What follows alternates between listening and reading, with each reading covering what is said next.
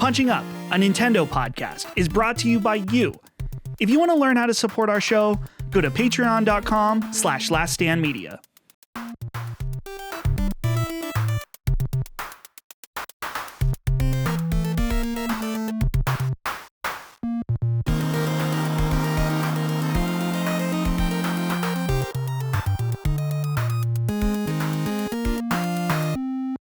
Hello, everyone. Welcome to episode 40 of Punching Up, Last Stand Media's bi-weekly Nintendo podcast. I'm your host, Brad Ellis. So joining me this week, we have Gene Park, the Washington Post. Gene, how you doing, my friend? Episode 40. Have we really been doing this for... Well, actually, no. 80 weeks? So we were just talking about how I don't understand how time works because today is Election Day Tuesday, and you know, I got confused that I thought noon was before 6 a.m. And then so now, you know, I don't know what time it is right now anyways. But anyways, yeah, you're fried right now. My brain is so fried right now. I haven't even gone voting yet. I'm going to go vote after this podcast. Oh, okay. So. Nice, dude. Hell yeah. And someone who just voted, actually, Micah Moriarty. Micah, greetings. Good to see you again. Hello. Yeah, well, so we went to vote. And we planned this for a week in advance, and we were going to go to Red Robin after. Ooh. I hadn't been to a Red Robin since 2018. I'm very disappointed in Red Robin. The place was packed. I want to say this is not a bad Red Robin. I think it's just gone downhill overall. The place was like slammed with people, but man, like the cheese on Colin's burger wasn't melted. And like I ordered the Whiskey River barbecue burger, supposed to have crispy fried onions. There was nothing crispy about it. Flavor was good. All right, the flavor was fine, but she wasn't hot. She wasn't crispy. It must have been sitting on the funny thing is that it was clearly sitting on the counter for a while, but also the cheese on Collins wasn't melted. So it's like one of these, I don't know. It was fine. Our server was great, but the prices, it's like $17 per meal for not a great burger, not an excellent burger. Literally, like we got our final bill, you know, including the tip, and it's like could have gone to Five Guys, and really enjoyed it. So yeah. I'm disappointed because I was looking forward to this all week. I used to love Red Robin. I'd get my free birthday burger every year. Like I fucking was a Red Robin stan, but this wasted meal. Yeah, wasted. It's honestly, yeah. Thank God we went for lunch and not for dinner, right? Like, or Colin would have had my head. yeah. Red Robin's sketch. I went there years ago as well. Mike kind of was like, "This sucks. Like, why is this still here?" It's so disappointing. It used to be so good because I noticed little things. The buns are different. As soon as he set the burger down, we had a very nice waiter. I said he reminded me of Tito Jackson. I didn't say that to him. I said that in the car later. That was kind of fun. It was like celebrity waiter, but as soon as he put the burger down, I was like, the buns are wrong, and I immediately noticed that like my crispy fried onions were just like a paste at the bottom of the burger. I was like, this looks nothing like no, like it's in the name. It's supposed to be crispy, you know. It's just I was like, this isn't. And the flavor was still good. The fries were like not seasoned. They used to be seasoned. Now you got to put the seasoning on yourself. There's Red Robin's getting weird, and they want you to get cause Colin was like, "Is this all the fries you get?" I was like, "Well, they're bottomless fries. You gotta order more when you finish those." And he's like, "How long does that take?" And I was like, 20 minutes. So overall, the experience was not great. Next time, Colin said, next time we vote, we can go to Cracker Barrel after. And I was like, hell yeah, dog. So nice. Also joining us, he's back. Dustin Furman. He's back from his trip to Japan, his break, all that stuff. Dustin, good to see you again. Hello. I also went out and voted today. I still have my sticker on, though this isn't the classic sticker. It says I voted today on it. I was like, well, I guess I'll take that. Why not? But Mike, I also had a disappointing food experience last night because I was like, I need a double quarter pounder now. I was just in that zone. Yeah. I'm like, well, okay, if there's any night to be a degenerate, it's the night before Civil War II. So let's go out, go to McDonald's. I order on the app. And listen, don't get distracted by my order here because I like mostly plain burgers. I just want cheese, the bacon, maybe I'll put some barbecue sauce on it. I don't want anything else. Go through the drive-thru. There's onions on it, the ones that give you E. coli, apparently, in Colorado. And it's just a single burger on there. Oh. Because initially I was like, okay, I'll just pick the onions off, whatever. And I was like, wait a minute. There's no bacon. There's one burger on here. This is bullshit. This one McDonald's always fucks it up. So I went through the drive-thru again, got it fixed, ate it at 9:30 at night. And about when I got home, I was like, man, too old for this shit. I'm too old to be eating double quarter pounders at 9:30. Oh, that's right, the double quarter pounder. Yeah, the double quarter pounder. I'm too old for this shit. But guess what? I woke up feeling like $1 million. So I don't know. There might be something to this E. coli infestation or what's going on. I don't know. I think it made me stronger, really. I mean, I grew up in my hometown. We would periodically get E. coli scares in the water, and you'd have to boil your water until they tested it and it was fine.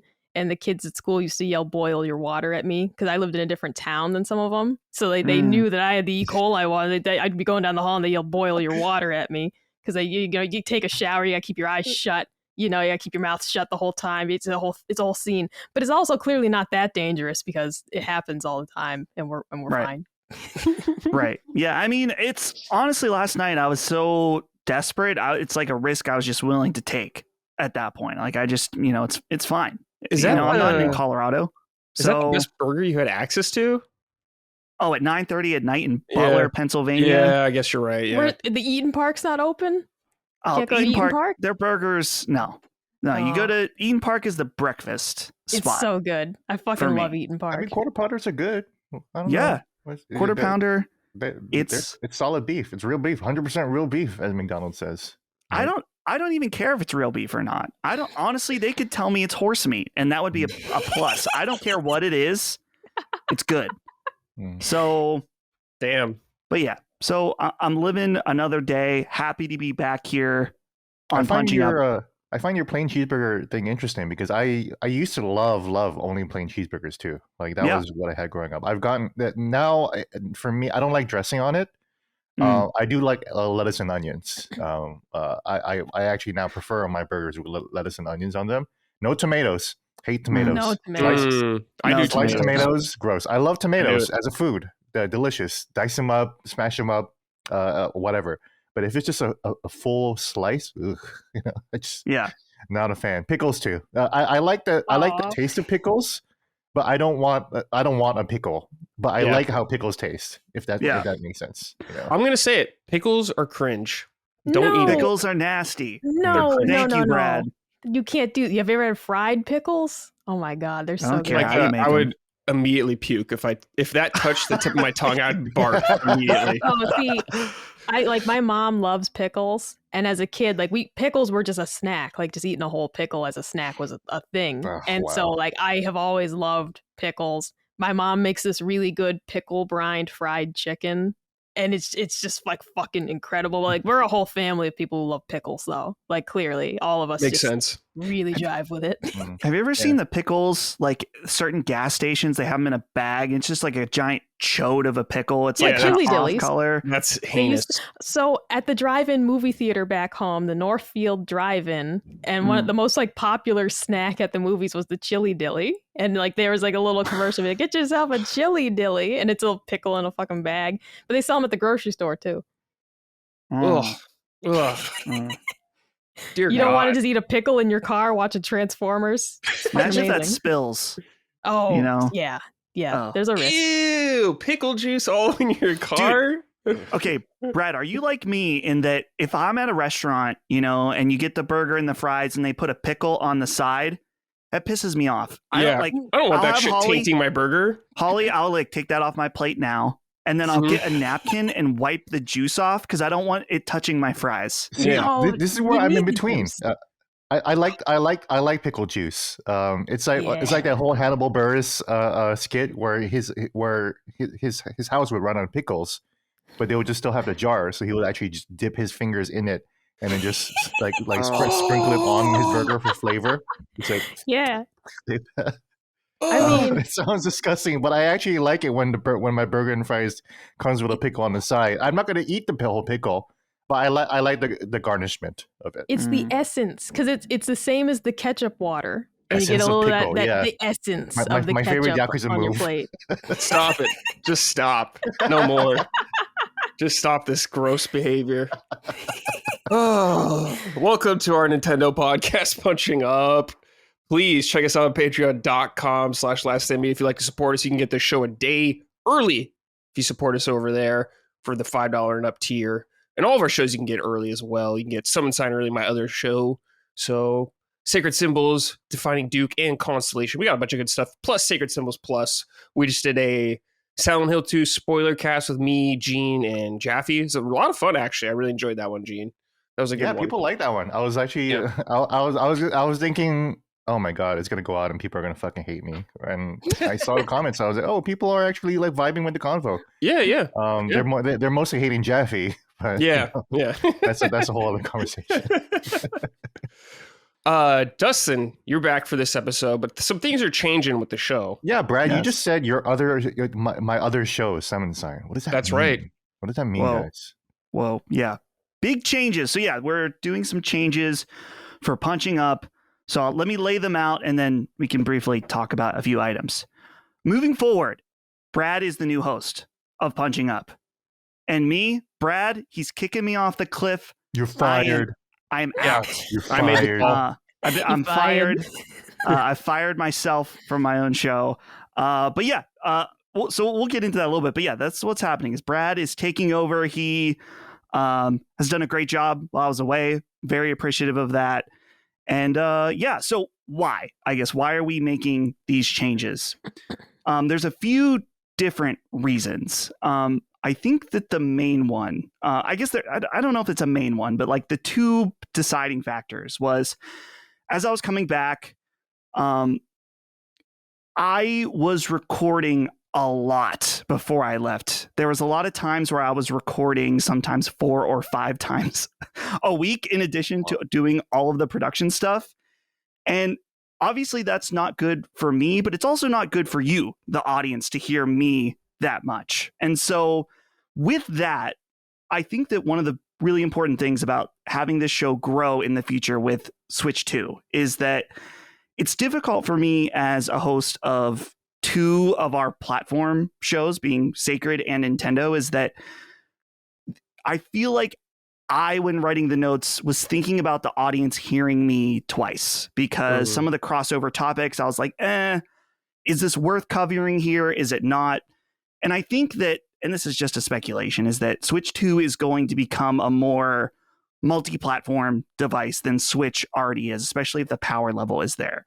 So really it comes down to wanting to make sure that, whoever the host is, you're not getting a double talking from them on the same subject across the same week if I'm, Sacred and Punching Up. So this is where, some of these factors come together and it's like, you know what? This is probably what's best overall for the show and for the reasons I listed. So that's the reason behind the change. With that said, I still plan to be on this show quite often. Say Nintendo Directs, new big game releases.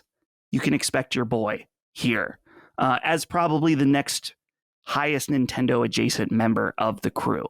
So while I won't be hosting and on every week, I expect I'll be here quite a bit. So it's not a goodbye in any way. So I just wanted to be clear with everybody. There's no weirdness about this. It's not like Colin told me I'm off the show. It's a decision we reached together. It's something we talked about with Brad. And so yeah, Dustin, there's you're killing the show, Dustin. You're killing the show. Get the fuck out of here. Yeah. So there's no drama. There's no need for any speculation. This is a move I'm happy to do and happy to see just because I think Brad will do great. Micah, Gene, you guys will continue to do great. And I think this change, you're better off without me in some ways. No way. So yeah, that's the explanation behind the change. Of course, if anyone has any questions in the comments, feel free to write them. Happy to respond. And I'm here for the rest of the episode. So I'm here for this one.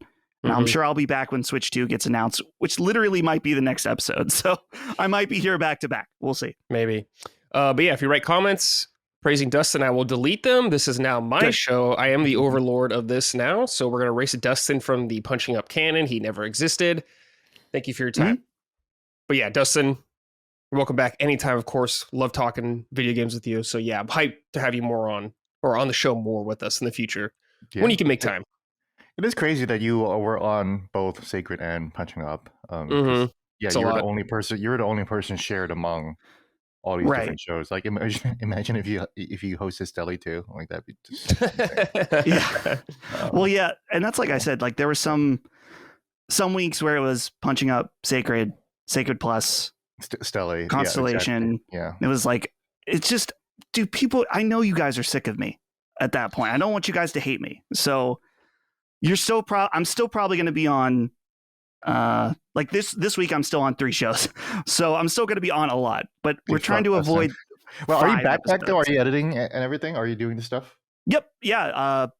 Summon Sign was my first episode, my first edit back. So cool. This will be edited by me as well. Yeah, we missed you, man. It's good to have you back. All right. Let's talk about some Nintendo news, actually. We have news this week. Good stuff. First of all, surprise for Micah and Gene particularly, Xenoblade Chronicles X Definitive Edition announced for Switch coming March 20th, 2025. Micah, I want to start with you. I know you were considering playing this on Wii U, right? Yeah. Not too long ago. So what's the plan now? I mean, as soon as I saw this news, I was going bananas because this is just like, oh my God, I don't have to play it on Wii U. Because if people remember, very generously, one of our listeners named James sent me his copy of Xenoblade Chronicles X for Wii U because he's like, I'm not going to play this, and you give it a try. And I did boot it up and I downloaded the update because that all worked still. And I was like, all right, I'm going to get to this probably either Christmas break that we take or early next year. And then this announcement happened. And I said, well, I don't have to play it on Wii U anymore. And for the record, I offered James his copy back. He declined. He said he didn't want it. So no one wants Wii U games back. And it is staying in my collection. James was very generous. He said, you could sell it if you want. I don't care. I was like, no, I'm keeping it. I'm a collector at heart, man. I said, like, if you ever want it back, you can have it back anytime. But this is going to be immediate play on Switch. It is cool to still have the Wii U copy so I can compare them. It will be neat to actually really see the visuals in person and not. It's hard to judge, like, unless it's like painfully obvious. It is sometimes hard to judge from these like online videos, like, how things actually look. So I'm excited for that. But excellent news. Maybe someday they'll do like a collection on Switch. Like it'd be cool to have like all 4 games in one pack or something like that. I don't know. But I was very excited about this. Micah, if they put a collection on Switch, I'll be furious at this point in time. It needs to be Switch 2, Micah. Oh, of course. Yeah. No, it needs to be Switch 2, absolutely. If they do some sort of collection, all 3 games and X, I mean, Mamma Mia. That'd be nice. They won't, yeah. But they could. Yeah. Oh, just to be clear, there will be visual enhancements and newly added story elements and more stuff like that, but that's all they said for now. Cool. Gene, I know you like Xenoblade Chronicles X. Talk to me about it, man. How you feeling? Yeah, I'm super excited because I actually never finished the game. I probably spent 60 hours in it, so I've actually spent more time in it than probably Persona 5 actually. So I've done some real damage in it, but I haven't finished it because I mean the game's tough to play through. It's very, very hard to understand. There's a lot of grinding. It's super grindy. There's a shit ton of side quests. And yes, it absolutely takes 40 hours until you can get your mech. And once you get your mech, they're called 40 hours. 40? Like, I could not believe it. It's universal across. Like you can't skip it or anything. You can't just get it early or whatever. It is hard locked in the story. Like you will get it 40 hours deep into the fucking game. Wow. Yeah, it's incredible. It's like, my God. And then you finally get it, and it's amazing because, it's customizable. You can get all these different parts. It becomes a whole different character in your party. Of course, you can ride it and have it turn into a fucking plane or a car. All that shit is really, really good. I just didn't finish it because it was on the Wii U, and the Wii U is just not a comfortable, cool machine to just sit down and play like a bunch of games. Like once you finish Zelda, you're like, oh my god, thank God I finished it, so I can stop playing the Wii U. I don't like playing the Wii U. I never liked to enjoy it. It never felt like a cool experience where I'm just like, I'm gonna. It's Saturday night. I'm gonna sit down and kick back with my Wii U. Like that doesn't feel good. Yeah, I think Gina was just more even copium. When I got my Wii U, I was like, oh, sick, touch all this new controller. This is going to be cool and all that stuff. And you start using it over time. And you're just like, oh, man, this kind of sucks, actually. It was copium. I got the shit for Bayonetta 2. And I was like, oh, yeah, it's interesting. And then I played Bayonetta 2 on it. And I was like, yeah, why do I have this again? Yeah. I mean, not because of Bayonetta 2. Bayonetta 2 was awesome. Just say that, the Wii U, it didn't need to be on the Wii U, at least in terms of a platform. Obviously, Nintendo funded and made Bayonetta 2 happen, and thank God for Nintendo for that. But again, the point is that the platform sucks. So it does. Like, aside from some real standout stars like Captain Toad Treasure Tracker that really took advantage of the hardware, but even so, I said I could have played something similar to this on 3DS. Like, you could have made this on 3DS with the stylus, and I would have been cool. Like, it really was like there was not enough to make me say, yeah, this form factor, 100% worth it. 100% worth the setup, hassle, and all this bullshit I have around my TV now, and the stupid charging dock for the goddamn tablet. You gotta charge that into, Yeah. Maybe you want to play your Wii game, so you gotta set up the fucking Wii bar on the top of your TV. It's crazy. I hate it. I hate that it's a whole production. It's almost like setting up a VR headset, which sucks too. Yeah. No, it felt like setting up a children's toy on Christmas. I'm dad. I had too much eggnog last night, and the kids are like, and I'm perfectly sober, and I'm an adult trying to do this, and I'm just like, this sucks. Yeah. Do you think there's a Nintendo podcast that hates the Wii U more than we do? We gotta be number one haters, right? Yeah, that's true. I mean, Scott the Woz dunks on the Wii U pretty often. Oh, okay. So there's that. But nice. Yeah, I think there's not much. Now we're just going hard on it because the last game, or the last really huge game of consequence. I know. There's a couple, but Yeah. Quickly though, Dustin, how are you feeling about this? Are you interested at all? I'm no longer the host, so I don't have to pretend to care about Xenoblade. So nice. Fuck it. No. Fuck it. No, I'm too far behind in Xenoblade. I've tried so many times. Well, not so many. I tried X is not related to any of the trilogy, by the way. It's a completely different timeline, completely different story, and altogether. Interesting. Okay. I mean, it might be related, but right now there's no hard confirmation. So this is its own game, its own universe. The story is a little bit like Mass Effect Andromeda, where Earth is You're selling it. Yeah, I know. I'm selling it so hard right now. But Earth is destroyed, so they have to bounce and find a new planet. And then so they find a new planet and they establish New Los Angeles. It's literally called New Los Angeles in Xenoblade Chronicles X. And it's a whole hub town. It's a whole huge ass hub town. It kind of reminds me of Final Fantasy XIV's like bigger towns like Gridania or something, Yeah. And X is so much more of an MMO-like than even the other trilogy games. So I'm really excited. One real quick thing about the Wii U. One last kick to the Wii U. The OS was always fucking awful. And I think that the OS being awful is probably the biggest hindrance for me wanting to play the Wii U again. It's so slow. All the games load up so slowly. They did. Updating games are so slow. Downloading games takes forever. It's crazy. Yeah, I did like the drawings on it though. When people would draw stuff, that was always fun. Yeah, but that was about it. Cool. Yeah, that was about it. Yeah, it was. Well, I mean, it was the last console that we've only had the Switch, but it was the last console before the Switch that had like a lot of personalities and cool features and tricks like the 3DS or the Wii channel and stuff like that. True. And then they just completely abandoned all of that for the Switch, which fine, I guess. Mm-hmm. But here's hoping Switch 2 has a little bit more personality in its OS. Yeah, well, we got that that MMO kind of thing we talked about, I think last episode or the week before that. So we'll see if that's on Switch 2 or if it's just like a random game. I don't know. I watched the trailer for this game and it looks much better visually. I hated the Xenoblade faces for so long. I thought they were so ugly in Xenoblade Chronicles. I thought some of the characters in Xenoblade Chronicles X were the most ugly game faces I've ever seen. So they have thankfully redone them like they did with Xenoblade Chronicles. So I'm very happy about that. But it realistically, is very PS2 era Xenogears. It still feels like Xenogears models, right? Yeah. Yeah, definitely. I mean, not Xenogears, Xenosaga. I'm sorry. Xenosaga, yeah. I doubt I'll ever get to this. I haven't even played Xenoblade 3 yet, so I don't know if I'll ever get to this. But it is great to see another game rescued from the carcass of the Wii U. So I'm very happy about that.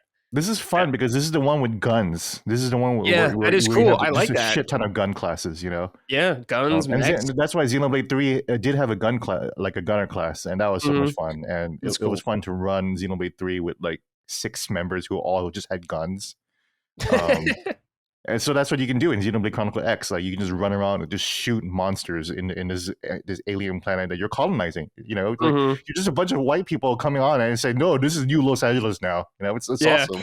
It's really funny now. Do you guys think that Brad's mentioning this is the last game from the carcass of the Wii U? Well, another from the carcass. So this really just leaves, as far as fan requested, the Zelda ports from the Wii U. You have to imagine at this point, they are launch year Switch 2 games that they are just like, we want to have Zelda in the year of Switch 2. Maybe they're cross-gen. Oh my God, you're probably right. So probably right, yeah. Maybe. Yeah, maybe that's the ace in the hole. Or who knows? I mean, they could still make an announcement today and just try to boost those holiday sales too, Yeah, they could. Yeah, with Nintendo, it's hard to predict what they'll do. And I wouldn't be surprised if they just like release the Zelda collection on Switch when Switch 2 is out and it's not on Switch 2 or something like that. They're like, it's just a Switch version. I wouldn't be surprised if Nintendo did that. So it's just backwards compatible with no upgrades too. Yeah, you're just like, all right, cool. But yeah. Let's see. Andrew Feisner wrote in, "Greetings, Bricky Bunch. Now that we have one more Dream port coming to Switch nearly a decade after its initial release, what do you think specifically held it back until now? Could it have been done for a while? Nintendo didn't want it buried among other releases over the past couple of stellar years.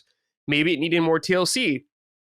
Or did they get off on making us beg and beg for it before giving us that sweet dopamine hit that the announcement gave us? Given that it wasn't announced in a direct, do you foresee more big announcements coming in this manner, or is this an outlier? Can't wait to hear your thoughts, and I hope this wasn't too much to write." Well, too much to read, Andrew. There you go. But yeah, what do you guys think? So are we going to get more because this just came out randomly, like on a Wednesday or Tuesday, just That's like true, 10 a.m. yeah. Just boom. And you're just like, what? This is a huge deal. Are we going to get more of that, do you think? Or are they just going to kind of stay quiet until Switch 2 announcement or another direct, I guess? I think X is so small. Obviously, like hardcore fan. It's like our God Hand, Like, yeah. This is such a niche thing that I think I can see it. I can see that's right. I would just tweet it out, and put it on YouTube or whatever. So yeah, because Xenoblade Chronicles 3 got the Nintendo Direct One More Thing treatment. Actually, if people remember, it was like, right. Yo, we're gonna end this direct with one more thing, and it was Xenoblade Chronicles 3, and that was hype, and people were hyped. But X, even among Xenoblade Chronicles fans, it's pretty mixed because again, the game can get pretty fucking boring. Like honestly, the story, there's hardly any story. It's just like a visual novel type of story. There's like Xenoblade Chronicles 1, 2, and 3 will have cutscenes and moments and set pieces. There's no like real set piece in Xenoblade Chronicles X. There's no like, oh my God, we're gonna do this dungeon or whatever. It's a huge, massive open world, and you just fight a bunch of monsters and you just level up. The overall story is that you're building up New Los Angeles. So there's not even like a villain that you're fighting against. It's a little bit like Metal Gear Survive or Animal Crossing, Yeah. where you're just kind of setting roots. So yeah, I can see why this game is just really, really niche. It's a weird one, and I'm going to be interested to see how the modern audience accepts it. Yeah. And also, what other changes they made? Hopefully, they streamlined it because I think some of it sucks, and it could be better. Yeah, they're adding new story elements, so that's probably a good thing for this game. That could be huge because there was barely any story elements in the original game. So yeah, cool. Really crazy soundtrack. The suburb area of New Los Angeles has like this crazy hip hop soundtrack that keeps going. It sounds like Sonic Adventure, like the Knuckles, the rap stages. It's kind of like that, like this really really corny like late 1989 like Run DMC inspired rap. It's really weird game. Micah's gonna love that. Micah's gonna love it. Yeah. It's just reminding me of what is it, Dead Island, the first one that had like the zombie rap in the beginning, and I remember just being like, "What the hell's going on?" Here? Like, the game kicks off with this like corny ass rap. But that was cool though. I liked it. It ended up being cool. I never skipped it. I never skipped it.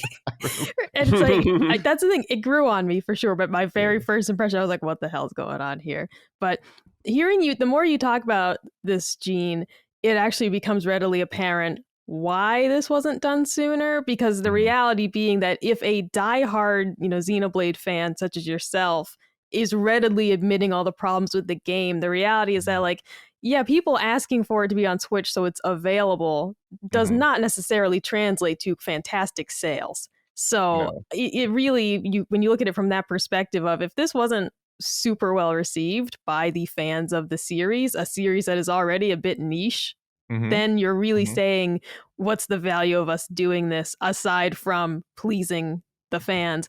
So it does make sense in a way that they're doing this late in the Switch life. I'm still flabbergasted by that it's like we really just didn't hold this for Switch 2, but it's more sales on Switch of a game that is beloved by some, hated by others.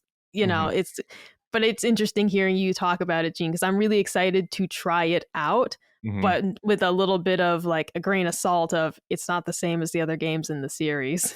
It's not the same. It's definitely like you are your own custom character. Like Xenoblade Chronicles 1, 2, and 3, you have to play that role. That they are a huge important character and they have their own history and background. In X or Xenoblade Chronicles Cross or whatever like that you're just a self-insert. You're just a mute guy, person, girl who just wandering around and leveling up and building stuff up. So just be mindful of that. It's definitely a tougher sell. So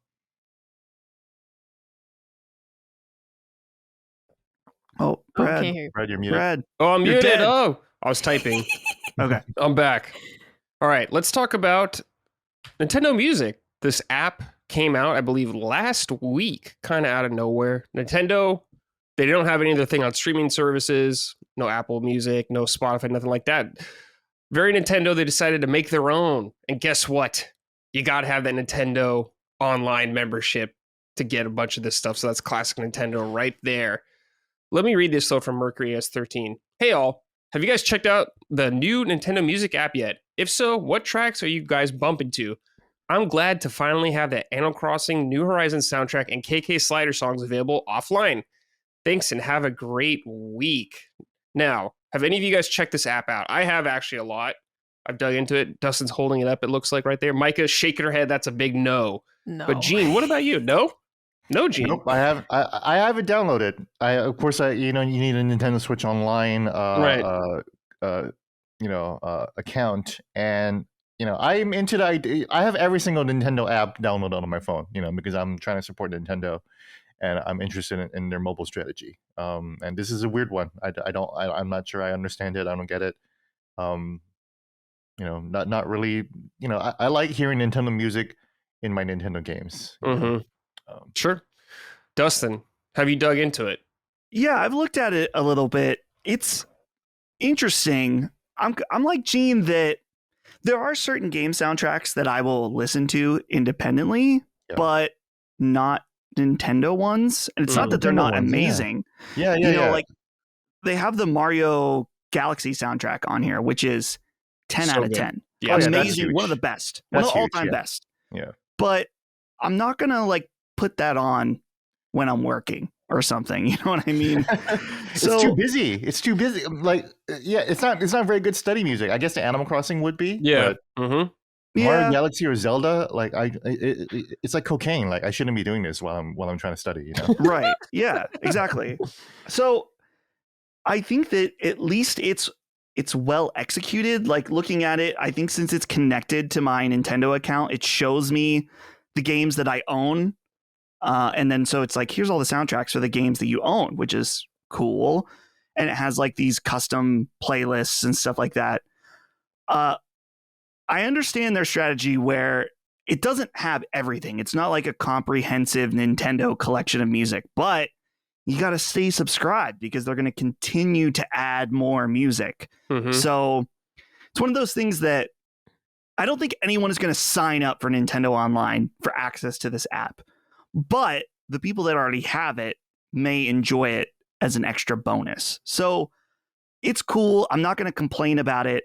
But for the general consensus, I think most people would rather just have these on Apple Music, Spotify, streaming services, because they want it to, when they just want to use the app that they normally use. But Nintendo is going to be Nintendo and make it their own thing. I swear to God, Nintendo would start their own YouTube if it made sense, financially. Mm-hmm. Absolutely. Yeah, the Wii channel music is here. That's cool. Yeah, all the Wii music. All the Wii and Me music, that's probably the best music, at least in terms of like utility. Mm-hmm. In terms of like, I want to listen to this while I'm working or even working out or something. I have some complaints about this, but let me start with a couple positives. I do like that you can adjust the length of some of the songs. Like you can, for example, like you're listening to the Wii Shop music. You love that song. You can set it to be 15 minutes, I believe, then 30 and 60 minutes. So you can get 60-minute loop. If you want to fall asleep to the Wii Shop music, you could do that. That's so you can extend those tracks. Really, really cool. If you want to listen to like a Sticker Brush Symphony from Donkey Kong Country 2 Diddy Kong's Quest, which just got added, by the way, which is an awesome soundtrack. Put that on for an hour. You're good to go. This won't affect me, but maybe for some other people, you can tag stuff for spoilers, I guess. So if you haven't played a game or something like that, it won't pop up on your feed if you don't want to hear anything from the game, I guess. So if you're worried about that, it's there. But I've actually used it quite a bit. It was, I went retro hunting earlier this weekend and I was driving around and it started raining. I saw there was a playlist. They've made a bunch of playlists already. There's like character playlists and stuff, like Yoshi's playlist, Peach's playlist. There was a Animal Crossing rain one, so I put that on while I was driving, and it was just all the rain music from Animal Crossing. I was like, this is kind of weird, but cool at the same time, so I appreciated that kind of stuff. And I did, of course, listen to Galaxy. They have Breath of the Wild. They got Ocarina of Time, Donkey Kong Country 1. They got a ways to go, but of course, they're going to start rolling more things out slowly. But I think that the biggest annoyance with me on this is, but it makes total sense because it's Nintendo, is they don't give credit to the composers or anything like that who made the music and stuff. They're just like, nah, it's all Nintendo. It all belongs to us. None of those other people matter. So it is kind of weird that they hide that from me or from the audience. I think it's strange, but also very Nintendo. But I think it's cool. I would like if they had everything else on Apple and like Spotify, like you're saying, Dustin. If this was like a companion piece with that, I think that'd be the win-win scenario, but at least it's something, I guess. But you got to stay subscribed. There's always the monkey paw with Nintendo in some way. Always. So let's switch on music. I'll be checking out more of those time goes on, of course. All right, guys. So Nintendo recently put out or today, I believe, actually, from today we're recording, their financial results from the second quarter of the fiscal year ending in March 2025. We got some interesting news about some of this stuff. So Switch has now shifted over 146 million units worldwide. That is a lot of Switches, I'll say right there. That's like getting close to PS2 numbers, isn't it, Dustin? It is. PS2 is 155 or 160 according to Jim Ryan. Jim Ryan's exit letter, where he just drops a new number. But yeah, if we're going by 160, lying Jim Ryan might not be lying. Might not be lying. Then yeah, getting pretty close. Either 14 million or 9 million away. Damn, it's crazy. That'd be insane if it overtakes the PS2. It'd be absolutely nuts. Dustin, are you looking it up? Yeah, I'm trying to find because they always do like a nice little infographic of their different things. So yeah, Nintendo does, right? Yeah. Yeah, Switch hardware. Oh, this one's old. Yeah, I was seeing tweets that they're like it seemed like they were really pushing for probably to get that best-selling console number, but they just lowered their estimates. But there's still time. The Switch has never really seen a big price drop. Never, not one. When Switch 2 comes out, they're going to continue to sell the Switch as long as they can. And for people that are looking for value, you have a cheaper console, a huge library of games that you could buy used for probably a lot, cheaper. They could start discounting Switch games, maybe. We'll see. This is Nintendo, but I think they probably still have the possibility to do it. Yep. One interesting thing I also saw was that Nintendo's announced The Legend of Zelda Echoes of Wisdom has sold a total of 2.5 million 8 units sold since its release on September 26th. Not bad, I would say. Pretty probably good. Not bad. Zelda game. I don't know what the expectations were for this game. If you were Square Enix right here, they'd be furious. This would not sell enough. But it's over for Zelda. Yeah. If you're Square Enix, yeah. Zelda's over, guys. Yeah, Zelda's done. So nice to see Zelda selling well, especially because it's a really fun game. It's a very different Zelda, I would say, in a lot of ways, but it is still a really great game. So I'm happy to see people support it. But guys, we also got the top 10 best-selling Nintendo Switch games updated. Now, what we're going to do is I'm going to have you guys guess them. We're going to start from the top, and we're going to go through all of them real quick. So we're going to start with the top-selling Switch game. What do you guys think it is? I know what it is. Okay. I looked at it previously. My bad. Micah, sit out of this. No, I'm just kidding. It's fine. Yeah. Okay, what is it? It's Mario Kart. That's right. Mario Kart 8 Deluxe, 64 million units. 64.27 million. Mad. I have to say this, that I am still mad that we're still on Mario Kart 8 because much like me not buying a Switch OLED, I never bought it for Switch because I was like, they got to make a new one eventually. And instead they just keep adding more to it. And I literally never bought it because I was like, I own this on Wii. Like, I'm not buying this again. Like, you can't do this to me. Make a new one. And I am still so mad that they have sustained an entire console generation on this same fucking game. Like, I can't believe you did this to me. Same as me putting off buying the OLED again and again and again. And then finally it's like, well, I think we're finally going to get Switch 2. I'd like to believe we're going to get one next year. And I should have bought the OLED when it came out. I just should have fucking done it. They added so much DLC, at least with Mario Kart. And the DLC was really fun, actually. It's really good. There's a lot. It's like a whole new game. Mm-hmm. But yeah, I understand, Micah. It's like, surely they'll make a new one. Turn the 8 on its side and it's infinity simple. This is Mario Kart. This is Mario Kart Infinite, Yeah. Well, this is our live service. Yeah. Support's over for Mario Kart, at least. So hopefully we'll get the next one soon, Micah, because new Mario Kart on Switch 2 would be so awesome. If the online's good, especially, which I doubt, but we can hope. I mean, you bring it back, all right. My favorite track, Moo Moo Meadows. They got to bring that one back. Moo Moo Meadows is in 8. Yeah. It is. Yeah, I know. Yeah. I'm not buying it. Have you seen it in HD? Let me think, because it was on the Wii U one, right? So, yeah, I guess. No, it's a DLC one, I think. So. No, I'm saying like that was on Wii U for sure, right? That was part of the Wii U Mario Kart 8, I believe. I believe. It's been a long time. Let me look it up. Well, Micah, your stubbornness has betrayed you once again with Nintendo. I know. It's not like Colin was going to play with me anyways, though, right? Like, I was not really going to get him to play Mario Kart. It was on the Wii. I'm sorry. Yes, it was a Wii version, okay. Yes. It was on Wii. All right. It was a regular Wii version, yes. Mario Kart that's Wii. Not HD. If it's Mario HD, it's on Mario Kart 8 Deluxe. So I can't see it, Brad. It's like Colin playing Until Dawn, and I didn't realize he switched back to the PS4 version. Well, and that's a bad remake. I mean, it's a bad one. It's different enough. I should have noticed. But I know. You got Switch brain only. Can't tell anymore. All right. Second game, guys. Second best-selling Nintendo Switch game. Breath of the Wild. Animal Crossing. Micah? I'm going to guess Animal Crossing because I only remembered that Mario Kart was the number one. I don't remember the rest of the list. It is Animal Crossing. Oh, 46 40. million I'm point surprised. 47 million, 45. This game hit at the perfect time, right at the pandemic start, where everyone was stuck in their house, and it was like a zeitgeist movement of everyone playing Animal Crossing. So Even Joe Biden had an island. even Joe Biden, yeah. Wait, didn't he have? Wasn't there like a Joe Biden island or something, like a Yeah. campaign thing like that? That Yeah. sounds depressing to go to. No, Yep. thank you. Number 3. What's the game, guys? Third best selling Switch game. Breath of the Wild. That's got to be it. I think it's Breath of the Wild. Incorrect. No. Super Mario Galaxy.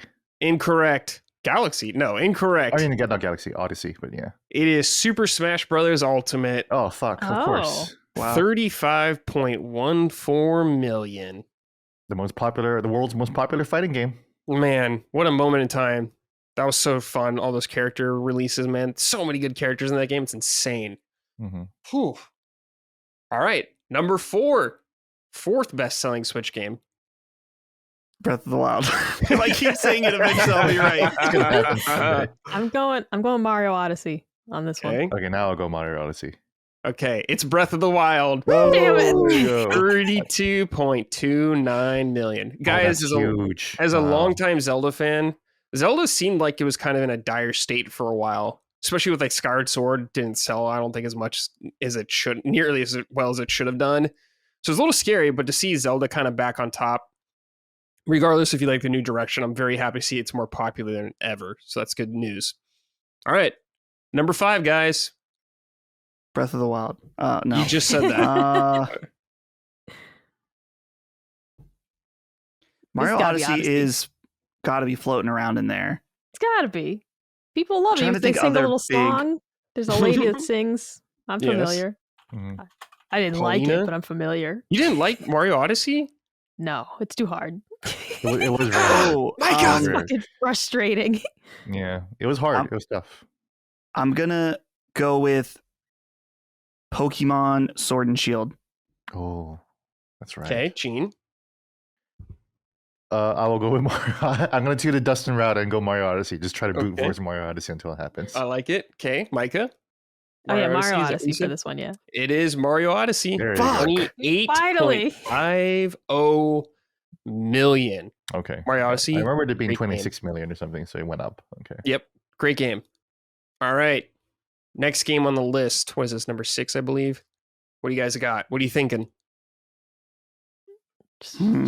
Let's go Eevee. Past this point, I don't fucking know what people like yeah, anymore. I'm not sure anymore, but I think Sword and Shield is probably the next, Okay. next best guess. I'm playing weird shit. Yeah, you are. Pokemon Sword and Shield.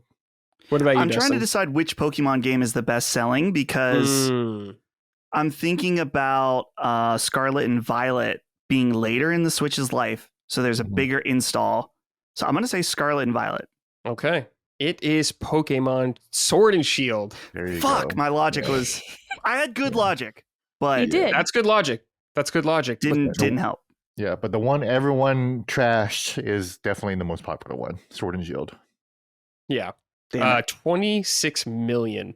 26.44 million. Insanity. So massive. All right. Next game. What are you guys guessing? Let's go Eevee. Let's go Pikachu was a good guess. That would have been Yeah. huge. But Good guess. so I'll I go with that literally, one. I bought it for the Steelbook. Gave the Steelbook to my boyfriend at the time. Later gave the game to Colin's niece Ayla because I didn't fucking want it. I only bought it for the Steelbook.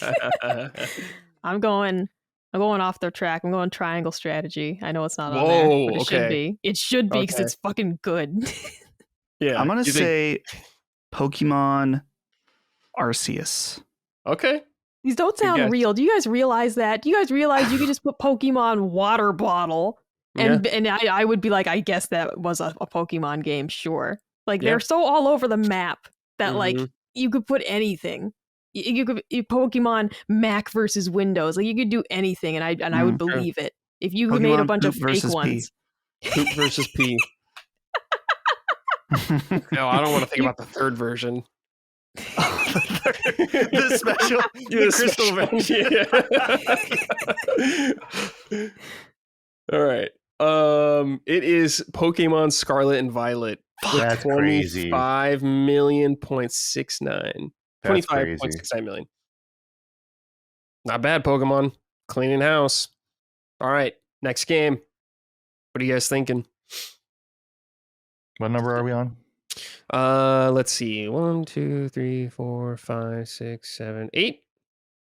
I mean, Splatoon 3's got to be in there, right? That's what I was going to say. That's very popular. Kids Okay. like it. People like it. I'll just say ARMS, just to give it ARMS. That would be just to give yes. ARMS some love. I know it's not. It's definitely not ARMS, but I'm just giving It's it definitely not ARMS. Not It 1, is 2 Switch. no. It's Zelda: Tears of the Kingdom with 21.4 million. Not bad, Tears of the Kingdom. All right, number 9. I'll just say these are all first-party Nintendo games. I'm going Splatoon 3 again. It's got to be in here. Okay. It has to be. Everybody Mario played Party. it. I didn't play it, but we everybody haven't else had a played Mario it. Party Oh, yet, so. I'm going to go with Super Mario Party. Oh. It is Super Mario Party. Hey, there you go. 20.98 million. I remember that being on the list when I looked at it, I don't know, a year ago. Mhm. So Yeah, me too. All right. Last game. I know it's the last one too. Last game. What's it going to be? Mario Wii U Deluxe. New Mario Wii U Deluxe or whatever that was called. I'm going to say Mario Wonder. Some of the movie Ooh. boost. Mm.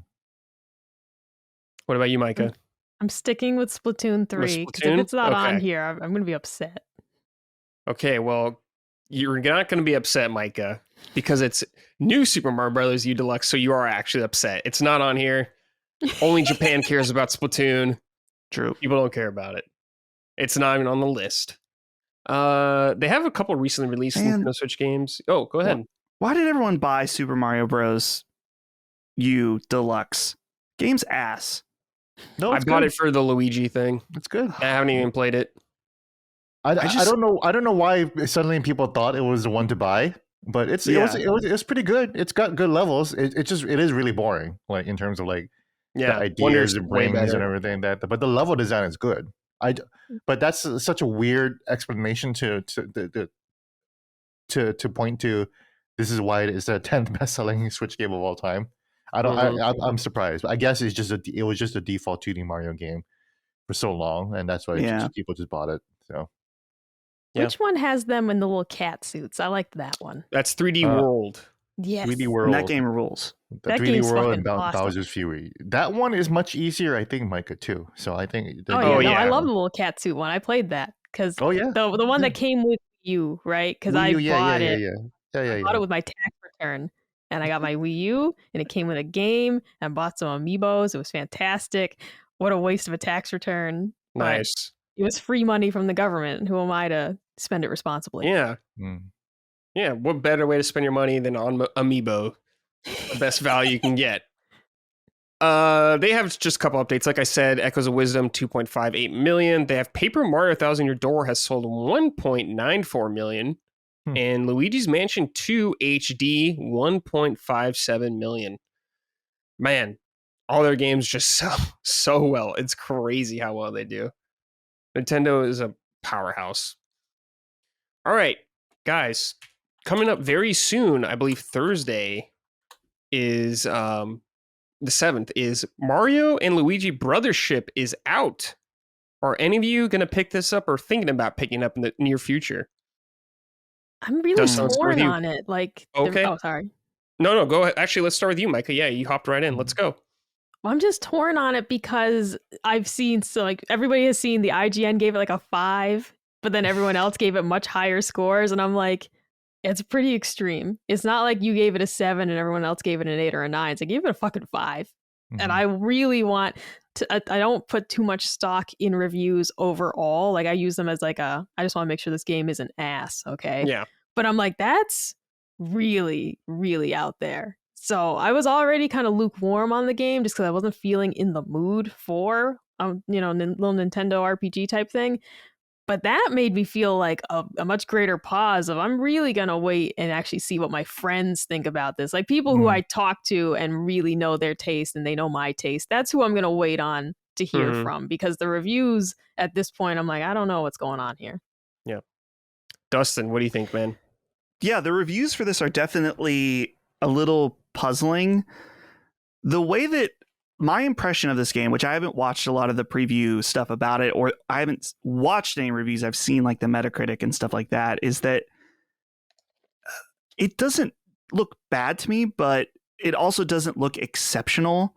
And so if any game in Nintendo's lineup gets a bump for being a Nintendo game, I think we've talked about on the show, like the Nintendo bump, and people always complain about that. If that existed, I could see this game getting a little bump for it. But my main thing for not picking it up right now is just that I am deep within RPG land with Metaphor. Mm-hmm. So I can't have anything distracting me from that. And I think if I wanted to play a Mario and Luigi game, I want to go back and play the old ones first, because I just really like those games when I was a kid. And so I would want some of that context coming back to it. So I don't really know what to make of these reviews, really. Just with, like Micah was saying, they are kind of all over the place. Mm-hmm. Gene, have you played this yet? I assume you have it. I actually haven't. I do want to check it out. I'll probably get it on physical just because I collect every single Mario game, like on the Switch. It's just by default. So I'm getting it by default. Don't know when I'm going to get to it because there are so many games. I'm still making my way to Dragon Age Velgar, which we can talk about in the what we're playing section. But the 5 review from IGN, very shocking, right? I saw who wrote it. Logan Plant, good guy, smart guy. He knows his Nintendo games. So obviously I get, being skeptical of IGN's reviews.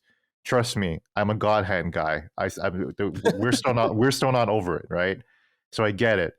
But I do know Logan. I've become familiar with his work. He's kind of a new producer there, but he's a good guy. He's a smart guy. So when he says that Mario and Luigi Brothership is a 5, might be worth paying attention to. I haven't seen his review though, so partially because I just don't want to, have that color my own perspective on what the game is. But because you're gonna play it eventually anyway. So. Yeah, I'm gonna play it eventually anyway. So it doesn't matter like how good people think it is or not.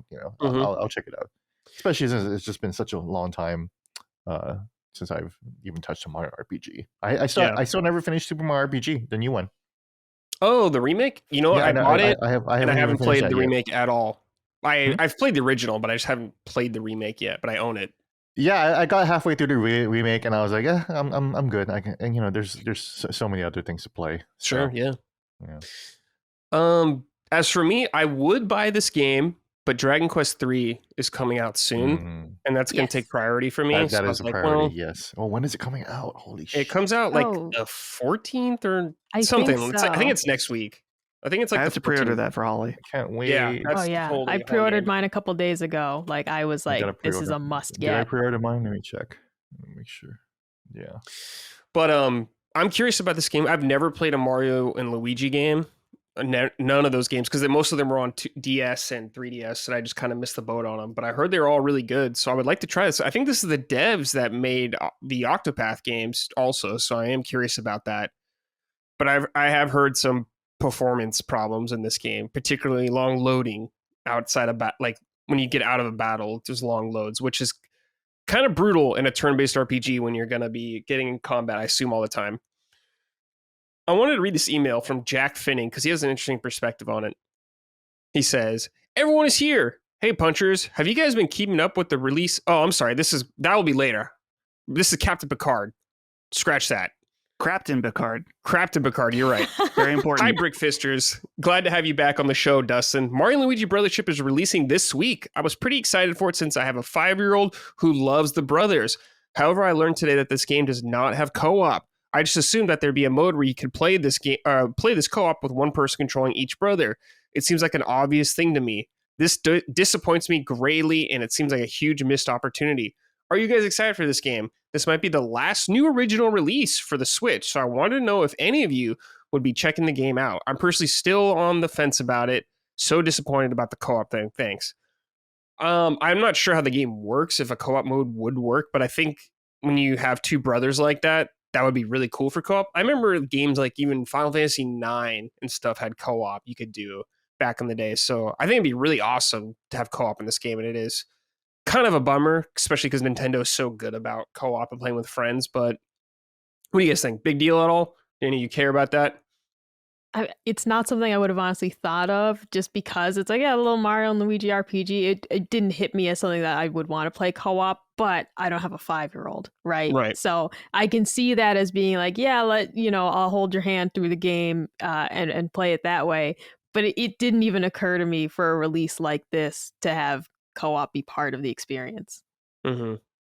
Yeah. I just wouldn't imagine that in an RPG style game, and I don't think any of the previous ones did. But I can understand the confusion. They're on handhelds, right? Right, yeah. So I can see the confusion with its titling and maybe just the general appearance, but I'm guessing that's not going to sway many people away I don't from think it. So, yeah, I think you're right. All right, guys, let's talk about what we're playing. Dustin, I want to start with you because I have a write-in about that you could probably answer. This is from Jack Finning. Hey everyone, or everyone is here. Hey punchers, have you guys been keeping up with the release of Pokemon TCG Pocket? I'd say Pokemon Company / DNA have a hit on their hands as the game made well over 12 million in its first 4 days. Have any of you checked it out or plan to? My friends and I have been pretty into it since launch. The simplified TCG gameplay and fun card design I'd say are worth at least checking out if you have any interest in the trading card game. What say you? You've been playing this, right, Dustin? Sort of. Okay. I've been collecting. I haven't been playing. Oh, you've been really. collecting only? Okay. Yeah. I want to check out the actual card game in it, but I just haven't. I'm like, okay, I need to sit down and actually learn how to play it on the app. And anytime that I'm checking it out, it's usually every 12 hours or whatever to open a pack. So I've just been, collecting. You see, I just pulled I haven't figured out like rarity in this game yet, but it looks cool. So I'm guessing it's rare, but I've been having a fun time. I actually did you can do a free trial of the premium membership where you get to open extra packs. There's no way in hell that I'm actually paying for that, but I'm doing the free trial for now. But hey, let me show you guys. This is my rare, possibly gay Machamp here because I was like, oh, the rainbow. Maybe he's got his pride going on. Who knows? That looks pretty sick, actually. Yeah, it looks cool. It made me, shot off a little dopamine when I pulled that. So one of the other reasons that I wanted to check this out, this is some deep Dustin lore. Back in 2013, no, this would have been like 2014, 2015. When the Topps released a Star Wars trading card app. So it wasn't a game. It was just like you get the cards, you get to open packs, whatever. My friend introduced me to the this whole thing where you could open packs, and if you open something rare, you could sell it on eBay for real money. So I started opening Star Wars cards on every phone that I had, and I paid for every game that I wanted that holiday season through selling Star Wars Card Trader digital cards. So I thought, well, I might as well start building up a collection now because I'm hoping to break TOS in the future. And once they enable trading, maybe I'll start selling these these digital Pokemon cards. Doesn't cost me anything. So we'll see. Maybe I'll end up doing that. But in the meantime, I have recently gotten back into trading cards. Of course, I was showing you this yesterday, Brad. Around my house, there are just stacks of One Piece cards everywhere. They look just like this. They need to be organized or whatever. I have my binder here, and I've just been collecting. And I thought, man, if only they had this app for One Piece cards, because then I would be paying for the stupid membership and playing it regularly.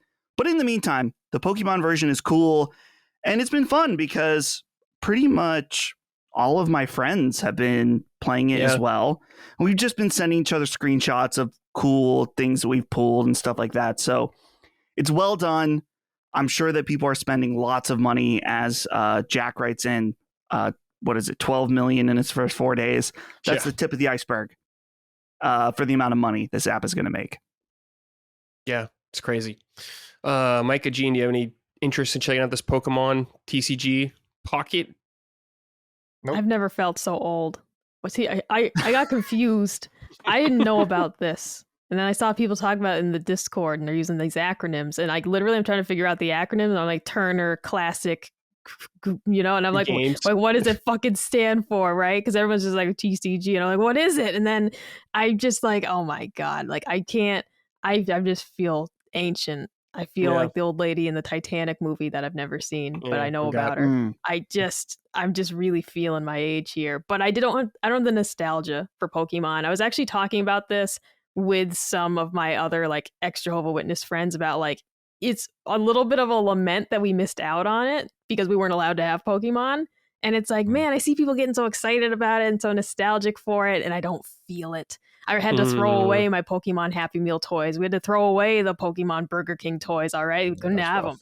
So I know, right? Because I'm like, that thing could have been valuable. It wouldn't be, but it could have been. And actually, so probably could have been valuable. So. I try not to think about it, but it just is. It's a bummer to me. I'm happy to see everyone so excited and having fun with it, but I feel nothing for Pokemon like in that way at all. That I'm like, oh, I'd be willing to either pay money for this or download it on my phone. Yeah, fair enough. Dustin, let's stick with you. What else have you been playing? So yeah, I was on Summon Sign yesterday, so there's going to be really in depth. Yep. But the overall things I'm playing, still playing Metaphor, having a fantastic time. Done with the first dungeon, doing the in between stuff, and now I'm at the point where I'm able to just let it rip into playing. I'm not trying to figure out what to do or what's going on. I've been playing a little less this week. My parents are in town, and I mentioned on Sacred, they just bought a house a mile away from me. Ooh, nice. So like right now, my Holly and my mom are over there painting right now. So lots of different things with that, and just having them here. Haven't been playing as much. But yeah, just that and playing Call of Duty with the boys at night. Yeah. Just today, I got the other day, we got Little Caesars for the code. I unlocked the Little Caesars operator skin, which means he has like a Little Caesars hat and a pizza cutter on his tactical vest. And I realized today too, he's got a Little Caesars tattoo. So like when you're holding the gun, you can see his Little Caesars know that. Yeah. Wow, so, that's awesome. Might be worth getting the Little Caesars for a little bit to try to get the skins, of course. So that's about it for me. But great. Micah, what about you? What have you been playing? Yeah, so I did finish Link's Awakening after our last episode. Oh, nice. Did you enjoy it? I can't remember. I think last show I was at the final dungeon. Yeah. How was that last dungeon? Oh, it was great. No, it was really cool. Liked it? Cool. I thought it was. That's fine. Usually the toughest one to get through. So yeah. I think you're beating all the dudes. Better. Yeah.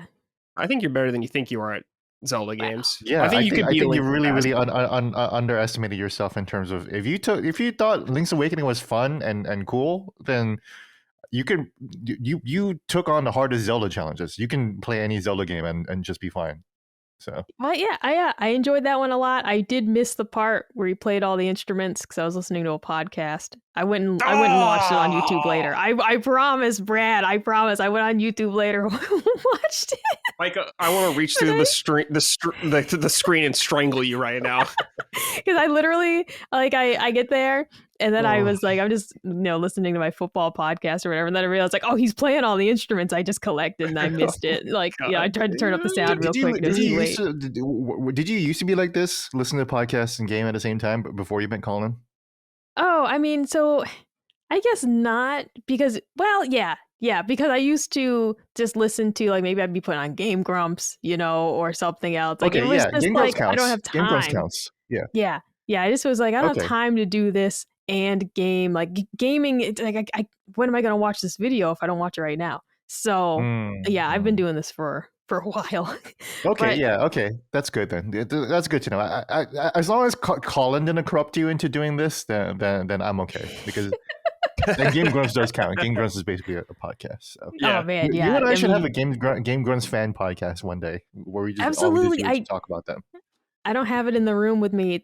They were selling tote bags for their grocery store simulator store called the Buy and Leave, and I bought one. I think the day I saw the announcement, I immediately bought it. I was like, you got me. I don't have a ton of Game Grumps merch. I have a few things, but that was a must. But so moving on from Link's Awakening, I was a little depressed. I didn't play anything for a bit, but I started Link Between Worlds on 3DS. Okay. I forced myself to listen to the music for the first hour or so, and then I'm going to shut it off and listen to a podcast. But I did listen. I did get a taste of it. Brad, Okay. I got That's improvement, I guess. Yeah, it's progress. I named my guy Carl Weathers. You didn't have enough letters for it, but the essence is there. You can tell that it's there.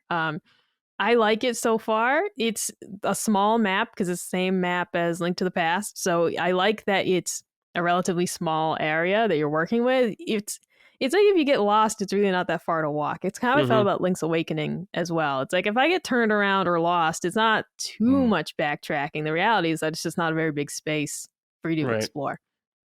And like the obstacles that are present right now, because like, oh, I can't lift up this big rock or whatever. Like I need to I'm sure I gotta go find some power bottom bracelet or something like that. But you're gonna go do all those things. And yeah, I'm enjoying the intro here. It's the little story that's kicked off is pretty cool. All right, we got some dude turning people into paintings. That's fun. So I'm into it. I'm mildly stuck right now, but I'm not bothered. And I'm just gonna look at a hint, get back in the right direction. It's like I know what I need to do, but I'm too dumb to figure it out. But I do know what I need to do. It's not feeling so lost as some other games where it's like, I don't even know what the fuck I'm supposed to be doing. This, I feel comfortable. It's like, I know what to do. I simply cannot find this guy I'm looking for. And that's fine. I'm going to consult a guide and then, proceed. But the visuals are a big reason why this is more tolerable than Link to the Past. Because I did enjoy the gameplay in that first section where you get in the 3 pendants or whatever. I liked all that. But there is a level of, I didn't grow up with this, so it's harder for me to almost like figure out sometimes what I'm looking at on screen in these retro games and trying and like, because the depth isn't there. Like literally just the difference of being able to tell that something is on another level. Sometimes it's even just little things like that and just being like, I'm walking on a wall right now and I just like can't see it because I didn't have this at the time when these were amazing graphics. And so playing the 3DS version and it looks modern and it's just so much easier for me to tell what's going on. So much easier to, observe like the enemies and everything. I don't know. It's a nicety to have it be modernized. So I'm enjoying it. The dialogue so far is very cute. The music is good. Not that we need it. This whole thing, Nintendo Music app. I don't listen to the music in the games. Why would I want that? And I get so sick of people talking about KK Slider. I hate that guy so much. But anyways, I'm enjoying the game a lot, and I'm excited to keep making progress in it. Okay, great. Gene, what are you playing, man? Yes, I will start. I won't bury the lead. I've been playing the PS5 Pro. And so Embargo just left. Welcome to the Nintendo podcast where Gene talks extensively about the PS5 Pro. I'm not a co-host on Sacred Symbols, unlike Dustin here, who just likes to hog all the fucking shows, right? Hell yeah. Exactly. So I've been playing the PS5 Pro. Check out my review today. It will go live. Oh, it went live again. Again, I have no concept of time anymore. It went live really early this morning at 6 a.m. The PS5 Pro makes a real difference, but it's hard to see, if that makes sense. Sure. I'll start with something that I think will introduce both of you gentlemen. Bloodborne is certainly sharper on the PS5 Pro. Whoa. Okay. It was surprising. I was like, yo, this looks really, really sharp. It looks a lot clearer than I expected it. Now, I took pictures of it. I didn't post them because it looks exactly the fucking same. I think you need to see it on your TV screen to be like, hey, this is definitely sharper. Like the way it moves, the way everything moves. PSSR, it's doing its thing. I played the Yakuza games. The Yakuza games look sharper than ever. Whoa, Oh, okay. The Last Guardian, I tried that one. Sharper than ever. I know that game was really, really fuzzy, and I put it on. Looks really good. All 30 FPS games, by the way, because this is all capped at 30 frames. So these are console games. You can't just uncap a frame rate without the developer going in there. Right. Now, in terms of the high-end games, the two games that I tested and had the biggest differences were F1 2024 by EA Sports. Oh, incredible! Looks amazing. Ray tracing all over the place. But the biggest difference is indeed Final Fantasy VII Rebirth. Yeah. That versatility mode patch just came in last night, so I immediately tried it out. It's funny because when I got the PS5 Pro, the Final Fantasy VII Rebirth was really the first game I tried because I really wanted to see that difference, right? And then there was no difference at all. I was like, this looks fucking blurry as hell. And I didn't realize I didn't patch it at all. I was like, I was ready to like type like the PS5 Pro is a lie, blah, blah, blah. And I was like, oh, they didn't patch it yet. So now that the patch is live, yes, it's not a lie. It looks really, really good. It looks like it's 4K, but running in 60 frames per second. That is what we all wanted back in February. And that's what we're getting now. So Awesome. really, really good reason to go back and replay Final Fantasy VII Rebirth if you're actually going to spend $700 on a PS5 Pro. The other game that looks really great, Alan Wake 2, probably has the most striking difference, the most visible difference, because Rebirth is mostly the performance difference, and it looks like it's 4K, right? But otherwise, all the level of detail, there's still so much pop in on the Pro for Final Fantasy VII Rebirth, and I tested across all modes. It's the same level of detail, same graphic settings for all modes. It's just resolution and performance. Alan Wake 2 is a completely different story. The quality mode is still in 30 frames per second, but the ray tracing is there now. Ray trace reflections, and it is a huge difference. When you boot up Lake House and you try to see Estevez's reflection in like a mirror, like a steel mirror, or a mirror, or like a steel door elevator, it's all splotchy. It barely looks like a person, just like a dark object. But now with the PS5 Pro, we can make out her body. She is a true reflection. Boats truly reflect in the water. So all that stuff looks really good, and the performance mode does look like the old quality mode without the ray trace reflections, but all of the nicer lighting and resolution, and it's in 60 frames per second. So it does do that. Spider-Man 2, I can't tell the fucking difference. Ratchet and Clank Rift Apart, I can't tell the fucking difference. Insomniac Games and Naughty Dog Games, both of them, I don't know the difference, because The Last of Us 2 and Spider-Man and Ratchet and Clank already look fantastic, and they already had ray tracing and all the fancy stuff in the PS5. So I don't get why Sony was, I get why Sony was showing out the first party titles, but turns out the first party titles are actually the worst games to show off the PS5 Pro. I think Horizon Forbidden West looks really good, actually, though. The performance mode there looks really, really good and sharp. Demon Souls looks about the same, honestly. I can't fucking tell. Was there a patch for it? Huh?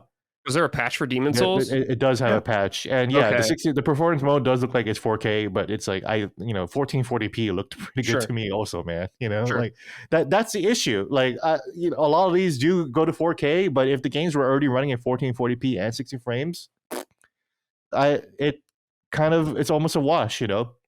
Sometimes it looks even blurrier. Sometimes, like The Last of Us Part 2, some of the texture details on their jackets actually looks blurrier than it does on fidelity mode. Ratchet and Clank Rift Apart, Mark Cerny lied. He says, it's all about enjoying fidelity mode, but like a performance mode. He says in the quote, it's like enjoying performance mode, but with the fidelity mode, right? That's not true. Ratchet and Clank Rift Apart has performance mode, but it is using the performance mode details. The audience in the background is smaller than it is in fidelity mode. So you are not getting fidelity mode graphics in performance mode. Not all the time. Sometimes you would. Like, for example, Final Fantasy VII Rebirth and Horizon. But Insomniac Games, for some reason, they just don't. There's not that many improvements, which is so funny because they just released that Spider-Man 2 review where they're like, oh, this is really game-changing and revolutionary. It's like, come on, guys. I love you, Insomniac Games, but, I know you guys are just talking ad copy here. And then maybe this is a segue. Oh, do you guys have any questions about the PS5 Pro? Yeah. Did you check out 16 at all? I know it didn't get a patch, but I'm curious if anything changed. Great question. Thanks for asking. Final Fantasy 16 does indeed look a lot better and perform a lot better. Oh, okay. Great. In the performance mode. Quality mode is exactly the same. Yeah. Okay. But performance mode, walking around in towns, much better now.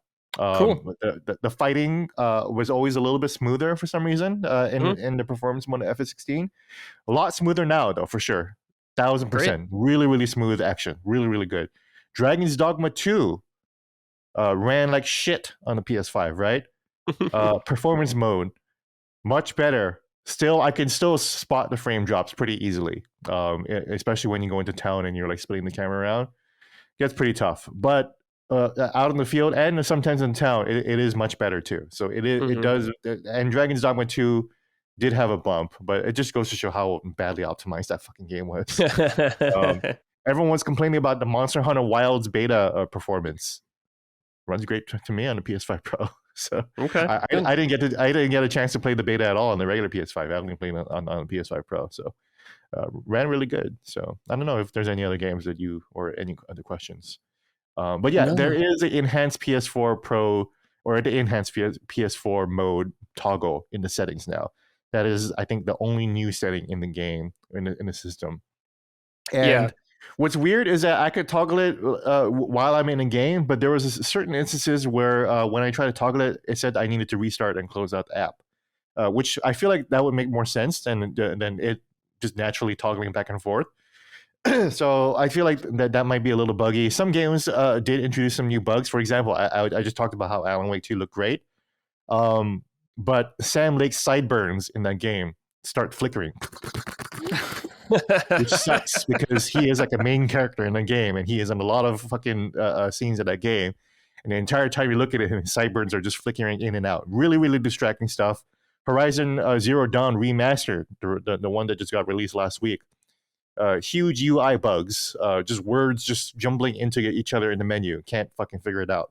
So clearly there's a lot of games they're just kind of readjusting themselves, I think, and these all get patched out eventually, but probably expect that sooner or later. And I don't know about the PS4 toggle, whether it works in game or not. Would be really interested to see how other people's experiences are on that. So, Dustin, any questions? From go ahead, Dustin. I'm trying to think. You're getting here soon, anyways, too. So no, I'm not. What? I have to wait because the anniversary one is not till the 20th. Oh, that's right. Well, you're lucky you got your anniversary one. So shout out to some listeners out there, though. I actually got offered to get sent a limited edition one. So nice. That's nice. Nice. I'm gonna buy it retail price from them, but that just the chance to have access is great. So the game that I'm most interested in, because the game, it's probably going to be the first game I play on it, is Silent Hill 2 Remake, but I've never played it on standard PS5, but I know that people said that it looked smeary. So it still looks smeary. Dang it. Maybe the patch isn't out yet. I know that there's supposed to be a patch. It is not one of the 50 games that are being patched for PS5 Pro. Not yet. I mean, surely there's a patch. Not coming. Yet. There might be one later on, and Bluebird Team does seem to be, updating it nicely, which is great. The added Steam Cloud saves, which is a big bugaboo for me on the PC version. And the PC version is a lot better optimized now, for sure. So we'll see. But for now, I definitely tried Silent Hill 2. I was very interested in that. Nope, still very blurry. Still like ghosting, a lot of that ghosting. It's just Unreal Tournament. It's just Unreal Engine, just not being optimized well here. So it's probably still using FSR and not totally PSSR or something. Exactly. Okay, another random one.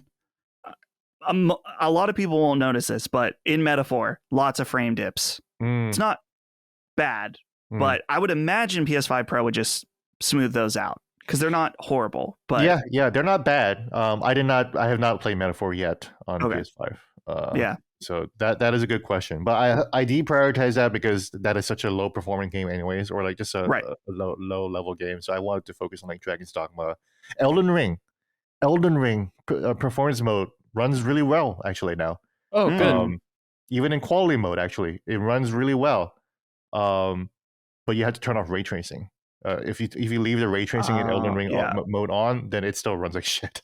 Well, not like shit, but it still doesn't run all that great, right? But it's a lot better when you turn it on. So I was surprised about that. Bloodborne, no performance update for sure. So No. just saying that it looks sharper. I'm not even saying, I don't even think it looks 4K, but it definitely looks a lot sharper. It was pretty blurry early on. And I played Bloodborne just a couple weeks ago too, just to make sure that I had that locked in. Yeah, I don't know about any other games. Cool. Well, I guess, would you feel like if you spent the money on it, Gene, you'd be happy so far? No. No? Okay.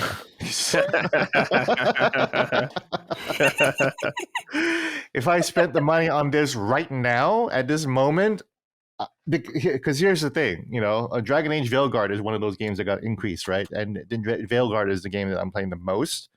I noticed, oh yeah, it's a lot sharper and the ray tracing reflections are great. But it already ran really well in performance mode. And the hair strands technology was already there on the base PS5. So the Veilguard is probably the biggest non-difference for me, because it was a game I'm playing the most on both systems. And by the time, I was like, yeah, it's a little sharper, but like an hour later, as I'm playing Veilguard, I forgot that I was playing the PS5 Pro. And that's the issue. When you're playing this, you're just going to forget that it's a PS5 Pro, honestly. Even as I'm playing Bloodborne and it does look sharper, at the end of the day, I'm still just playing Bloodborne, and I just kind of like melt into that experience, and it stops being like interesting to me. This is different from when I got the PS4 Pro in 2016. When I got that and I booted up, for example, Horizon Zero Dawn back then, right? Or whatever game was being sold back then, it was just a lot sharper, because this was like, 4K or 1440p. I've never seen this before, Now it's like, we've seen 4K. Now some games are just hitting that now, So that's where it is.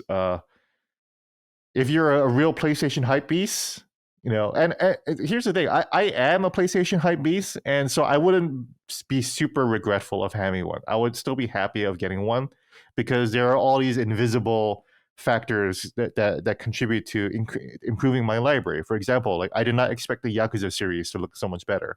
Those are old ass games that can run on the PS3 or run on the Switch. And I did not expect them to look that much sharper. I'd never seen the Yakuza games look that sharp before. So that's fun. And there's probably a lot more upgrades and updates to a lot of other games that I'm not even mentioning right now, or I didn't even try. So it's hard to see what the value is right now. But if and I'm only saying that right now because I can't really afford $700 for a console at this moment. So if I bought it, then I would feel like, maybe I could have waited, versus, no, I don't think this is a complete waste of money. It does do what it says on the tin for the most part. But again, it's going to be variable. Like I said, what Mark Cerny said about getting fidelity mode graphics in the performance mode is not completely true all the time, Yeah, and he lied about his favorite game. Ratchet and Clank is his favorite game, and his example didn't prove out true for that game in particular, which is strange. Yeah, strange indeed. Yeah, but yeah, segue into Dragon Age Veilguard. That's what I've been playing. Okay. Are any of you guys playing it at all? No. Complicated game. Very cringe. I agree with everyone about the writing. The writing is indeed cringe. The characters can be a little cringe, but the longer you play the game, you start to realize, they actually did design this game out pretty well. Skill Up, his review was excellent. I agree with a lot of it, but he did mention about how the level design was kind of like Overwatch style maps, and the first half of the game was like that. But the second half of the game does improve, where the worlds get a little bit more complicated and do feel like established places that you can explore and revisit. And revisiting just sounds like reusing certain the areas, but that's cool. It gives the world a feeling of being lived in and being like a real RPG world. I just tweeted about it today, but I really like the crossroads where as you're going in between towns, you're traveling between the Fade, and the Fade. This area becomes its own area where it has a lot of lore stuff and a lot of puzzles and a lot of action and adventure stuff. it's its own setting, and it feels like the open world. It feels like the Hyrule fields of this game, where that is the hub of the rest of the spokes of the adventure, the quest, and everything like that. The RPG elements. This is not a great RPG. They sanded it down completely. Morrigan, if anyone's familiar with Dragon Age, the character Morrigan is probably the most important character in the entire series, right? She shows up, and you can't talk to her at all. You can't be like, "Hey, what's up? How you been? Or where have you been? Or what's the world like? Or what happened to the fucking baby that you had like 4 games ago?" None of that happened. She just shows up, gives some exposition, and then she's just there as set dressing. And that's where the game's like multiplayer aspects are really starting to show, because it really feels like that this game was originally like a Destiny, like where it's like, oh, that's where the what's his face is there, and you just get the mission from him. And once you get the mission, you're done. You can't talk to that person anymore because they already completed their function as an NPC, right? You can't just go up to your own party members and just talk to them. You can talk to them when they're ready to talk, and they'll have a big old explanation point and over there, and then they will trigger a cutscene. That shit sucks. That just goes to show, and that's, I think, where a lot of the controversy and divisiveness comes from in terms of the game, is that you just have to really, really understand that BioWare does not really make RPGs anymore. They are making God of War action games where you are going up to a person and they will continue the story, and that's the extent of the interaction that you have with this world and this RPG, basically. So, and also, yeah, you can't be mean. Rook, you can't just be a renegade, or you can't be a mean, or you can't be mean to your teammates or anything. Your teammates won't be mean to each other either. There's like very little tension. Everybody agrees with each other very quickly. Here's an example where I call one of my characters who is like half demon and half like Spanish. I call him an abomination. I say, you know what, Lucanus, I'm not really comfortable having an abomination in my household. And he shoots back, well, I'm not really comfortable being an abomination. And then my character immediately goes, oh, well, Lucanus, like, what the fuck, man? You just called him a slur, and then you're just gonna like backpedal? Like, what the fuck is that? Like what is this like weird vibes or whatever like that? Yeah, and also everybody talks like that, like the writers are therapists, everyone's just like, oh, well, why don't you open up more or stuff like that, or tell me about how you're feeling, or what does that make you feel, or when you think about your past self, what does that go look like? It's just so I get why people might like that, but it's just like so therapy speak, and it's just like so transparently like these people are just, they love therapy, and therapy changed their lives. I get it. Therapy changed my life too, but I'm not gonna go write about a game about it. That's the difference. But the combat's fun. I like it as a fantasy beat 'em up game. With different classes and everything like that, and the characters aren't bad. I do agree that the non-binary character Tosh is the worst. And it goes beyond like them being non-binary and their character just having like these scenes where they just talk about their gender identity, which is fine because Dragon Age has had that before. I thought it was weird initially, and I was like, oh, that's like saying I'm Korean in a fantasy game. But Dragon Age has established that binary gender identity stuff is a thing in this world, so they're just continuing that. But beyond that, they're just kind of a stupid character. They're just complaining and whining all the time, and that's their character. But it's like, it's weird because why would you not, why would you want us to dislike the non-binary character? But they're so unlikable. They're always complaining and whining all the time, and it's just like I don't get it. So that's what is confusing. Like, why? Like this is the character that would probably attract the most heat. Why was it written this way? Why did you write it this way? Why did you make the character that you knew would have the most marginalized hate or whatever? Why did you write them so badly? Like it's very easy to hate on them. It's frustrating. So yeah, it's a weird game. It's a solid like 6 or 7 out of 10 game. It feels like a 2010s era game. That's where I'm at. So interesting. But I'm actually the more time I spend with it, the more time I'm enjoying with it. So. Okay. Yeah, I've heard a lot of people talk about this game Like I was talking to Lockmort about it and stuff like that. It just Yeah, kind you of playing seems it? like people, it just kind of seems like people accept what it is, and they're just like, all right, I'll just go with it, kind of now. You have to. If you don't accept what it is, then you're gonna hate it, right? Yeah. You have to be like, okay, Rook, the main character, is just a nice person. They're always gonna be jokey. They're always fucking jokey. You can't turn that off. That's not a choice that you have when because there's this one level where you have to go on these fucking these rope. Oh my god. You go across the city like on a rope track or whatever like that, right? And you have to Zip hang on, and line? it's rope line, yeah, like a zip line. Yes, a zip line. Fuck my fucking brain today. So you're zip lining across the city, right?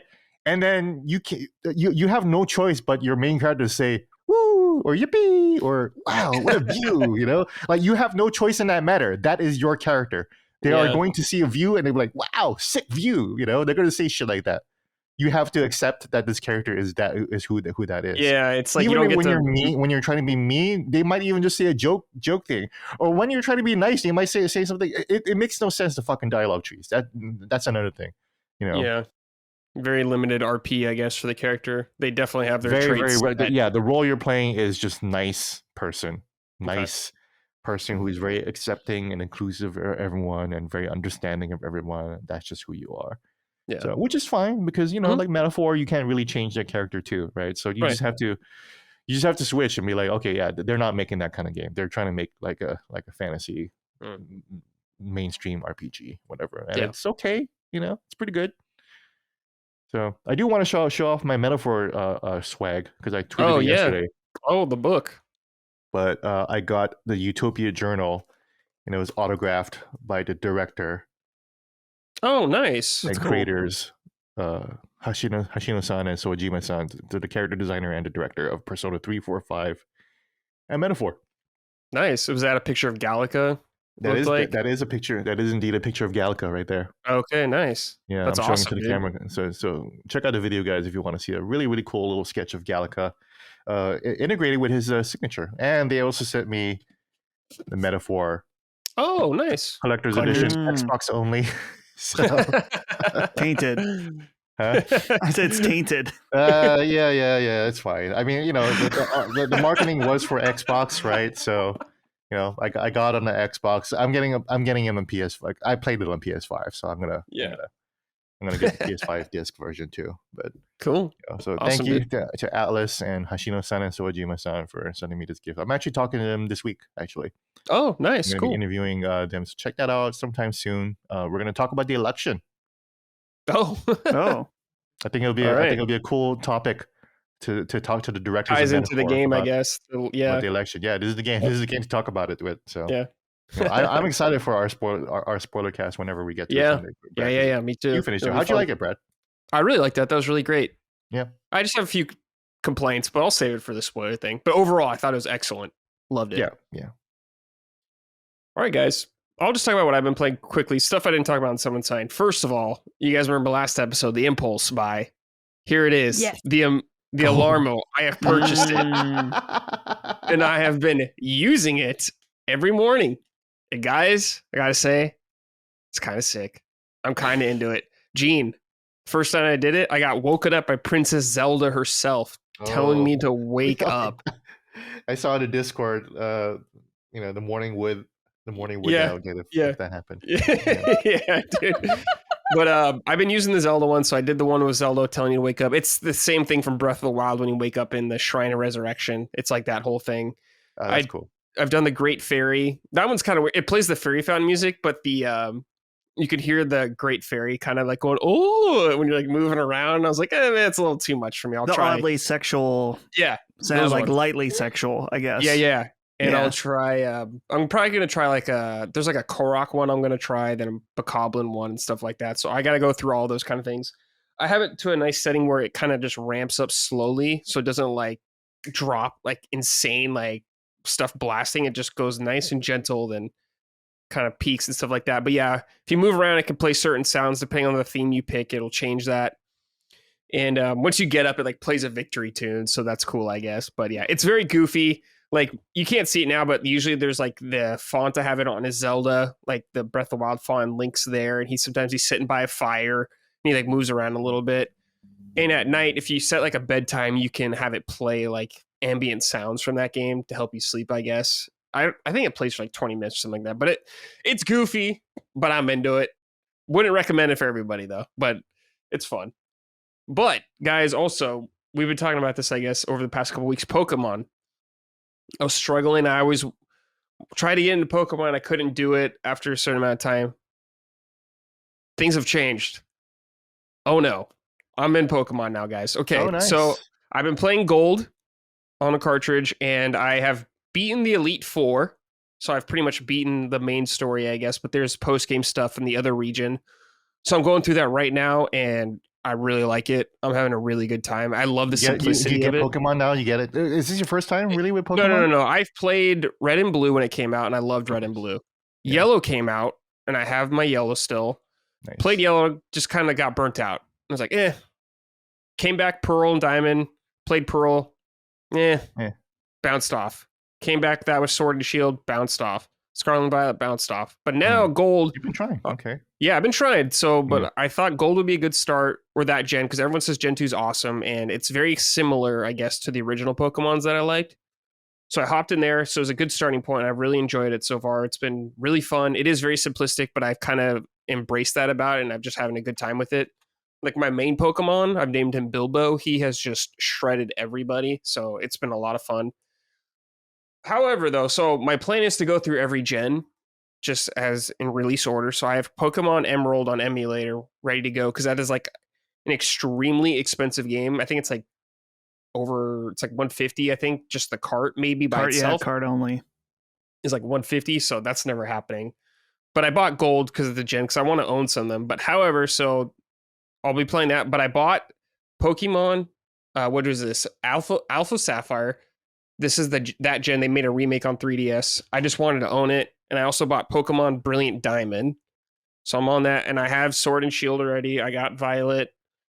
So I'm all in, guys. I'm back into Pokemon for now. We'll see if something happens or I get furious, but I'm addicted to Pokemon right now. I'm thinking about playing Pokemon quite frequently, but it's great, man. I don't know. It's been a hell of a strange ride for me. Oh yeah, here's my Blues, the original. This like when we were kids still, and it's like it's been a hell of a ride, guys. I don't know what has happened to me. I'm hyping up the Alarmo to.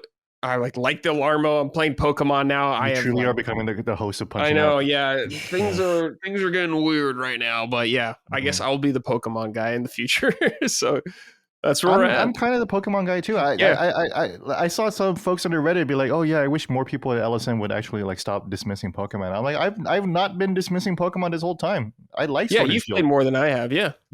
I played Sword and Shield at launch. I was like, I don't know what everyone's problem with this is. This is pretty amazing, actually. You know. Mm-hmm. But yeah, I'll continue to go through the Pokemon games slowly over time because I don't want to get burnt out. But that's where I'm at with it. Yeah, don't burn yourself out because know more than most people that Pokemon burnout is real. Like Yakuza burnout is real too. You know? Yeah. Oh, it's real. But I have been playing that too, Gene. I talked about it a bunch in Summon, but it's good so far. I'm enjoying it, of course. Yakuza? I don't know, like, yeah. Infinite Wealth. That's right. You've been playing Infinite Wealth. Awesome. Yeah. It's like they are the Marvel games in the sense that they just pump them out, but they still have really high quality. Still, all of them are still very high quality. It's just like, damn, these are still great games. Even though I've played a million of them, they're still awesome and engaging stories. So, yeah, and apparently the Yakuza 1 Kiwami is selling really well on Switch. It really surprised RGG. We're like, oh, I can't believe it'll sell on Switch. I saw some footage of it, and it looks real bad. It looks real rough. Bad. I have not gotten it yet. Real bad. You know, it's taken way too long. I would have loved Yakuza on the Switch. So it's at this point now, I'm kind of over it. But I did buy the stupid limited run version just to have it. Cartridge on Switch.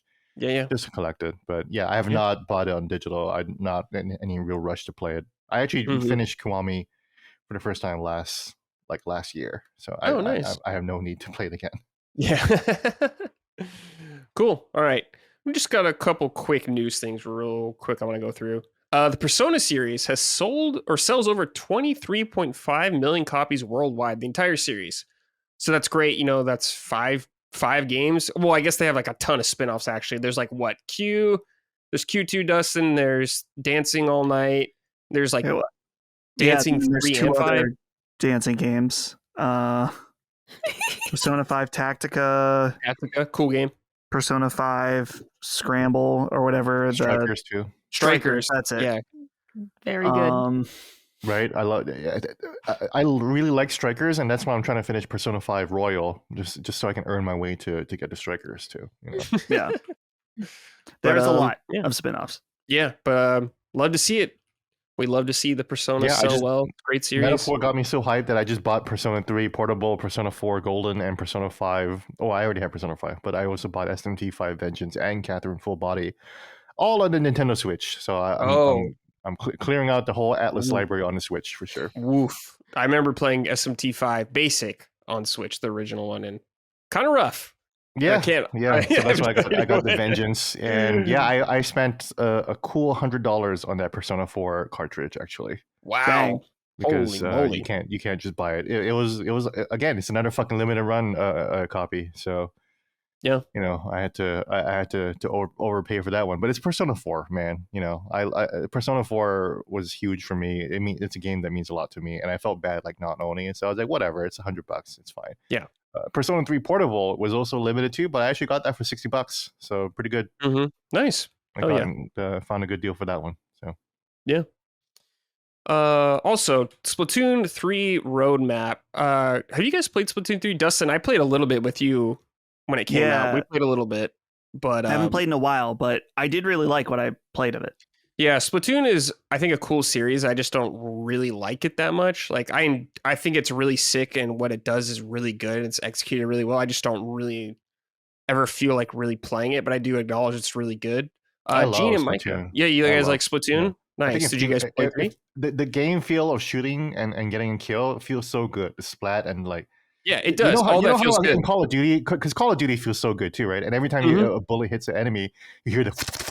like that, and that always feels good, right? Like that's addictive. We've been doing that. We've been addicted to that feeling and that noise for 15 years.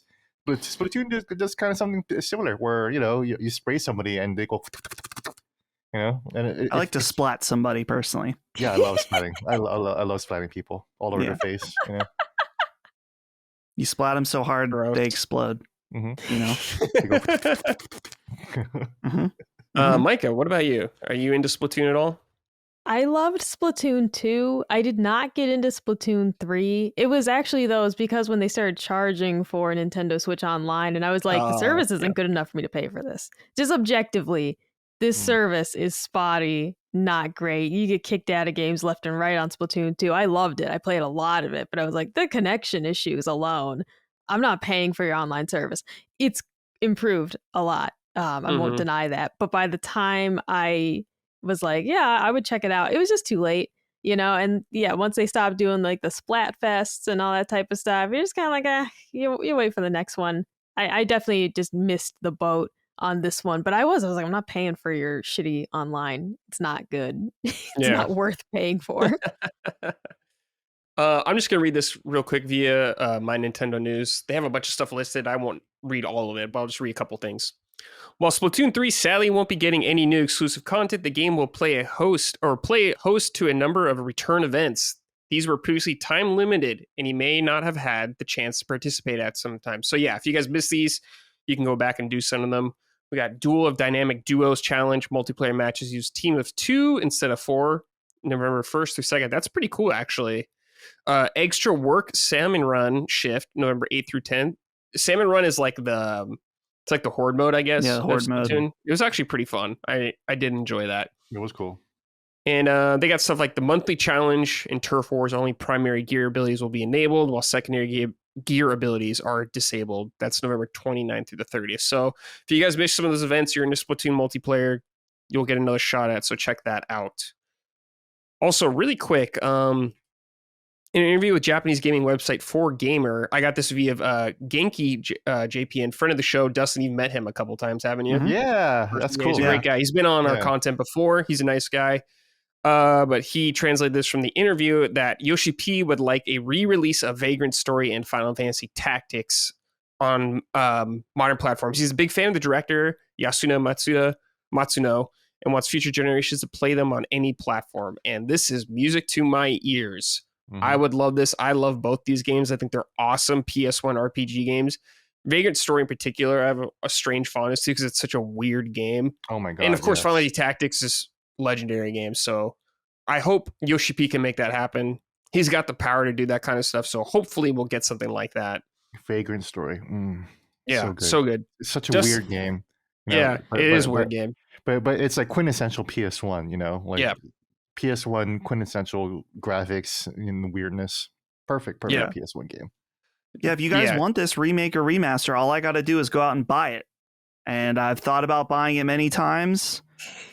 Just haven't found it for the right price yet. But I'm sure of it. If I spend $100 on this game, your remaster will come in the next 12 to 24 months. Thank you. Looking forward to that happening. Yeah. Please pull the trigger, Dustin.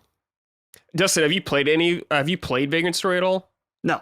Okay. I know very little about it. I watched some gameplay like a year ago. You were probably 5 years old when that fucking game came out. Oh yeah. Way before my time. I mean, I was playing PlayStation, but I wasn't playing games like that necessarily. Yeah. That is that is a niche game for sure. Yeah. Micah, have you played Final Fantasy Tactics? That seems right up your alley. Yeah, everyone always recommends it to me, but no, I have never played it. So, put it on Switch. Put any of these games. I'll play them. Yeah, you will love it. All right, you'll love it. Why aren't I playing Metaphor? Because it's not on Switch. I'm not saying it should be. It would run like garbage. But when am I going to find time to play it if it's not on Switch? It can't be done. It simply can't be done. Use the portal. No. Steam Deck. Portal, Micah. Steam Deck. I don't have one of those. Yeah. All right. I started on Steam Deck, but I was like, I want, fucking Colin and being part of this company has gotten me the trophies now. So I was like, I should probably play this on PS5, get those trophies. So yeah. All right. Final piece of news right here, kind of related, is also Hironobu Sakaguchi and Nobuo Uematsu are working on a new dark fantasy game confirmed via a J-Wave radio show called Tokyo Mad Spin. This was also from Genki, who posted this on Twitter letting us know about it. So this is exciting news. Mistwalker, of course, they have Fantasian coming out, the consoles, which have been on Apple Arcade for a while, but it's Square Enix is publishing on platforms or various platforms. God damn, that I'm very excited about. But the idea of a new RPG from there, a dark fantasy one, could be cool. I hope it's not just a mobile game. I hope it's on a lot of other stuff, because lately they've been doing mobile stuff for a while, like Terra Battle, which I heard's good, but it's been a while since they've done console games. So I'm hoping this will be on consoles. But does this excite you guys at all? I haven't played it's Fantasia, right? What is it called? Fantasian, right. Yeah, I haven't checked that out yet. I still want to. It's just, like I said, I'm in JRPG land with Metaphor for a very long time. So I haven't been able to play that yet. Holly really liked what she played on iPhone, but that's right. Yeah. It's got I feel like that game would have had a lot more of excitement if it wasn't stuck on mobile for literally years. Yeah. So yeah, let's get this out on console day one, whatever it is. Yeah. Or hopefully, PC, yeah. Or just get it out on everything. Yeah. Let's get it. Get out on Nintendo, for Christ's sake. Yeah, sure, yeah, because they're legendary. I played a little bit of Fantasian on Apple Arcade. I really liked it, but like most people, it's not my favorite form factor. I don't trust the mobile format. That's the issue. I really love mobile games, but then they get delisted too easily. That I just don't want to invest any time in that. But Fantasian, I'll definitely check out on Switch. And like I'm like Micah. If it's on Switch, I'm more likely to check it out. I wish Metaphor was on Switch. It'll most likely be coming on Switch too. I just bought Disco Elysium, a game that I've not really wanted to play, but I figured I actually really want to play it. I want to try it out, but I just have issues with it's alcoholism and addiction, stuff like that. But if there's one way for me to get over that stuff, is just playing on the Switch. So I'm excited for that. Yeah, cool.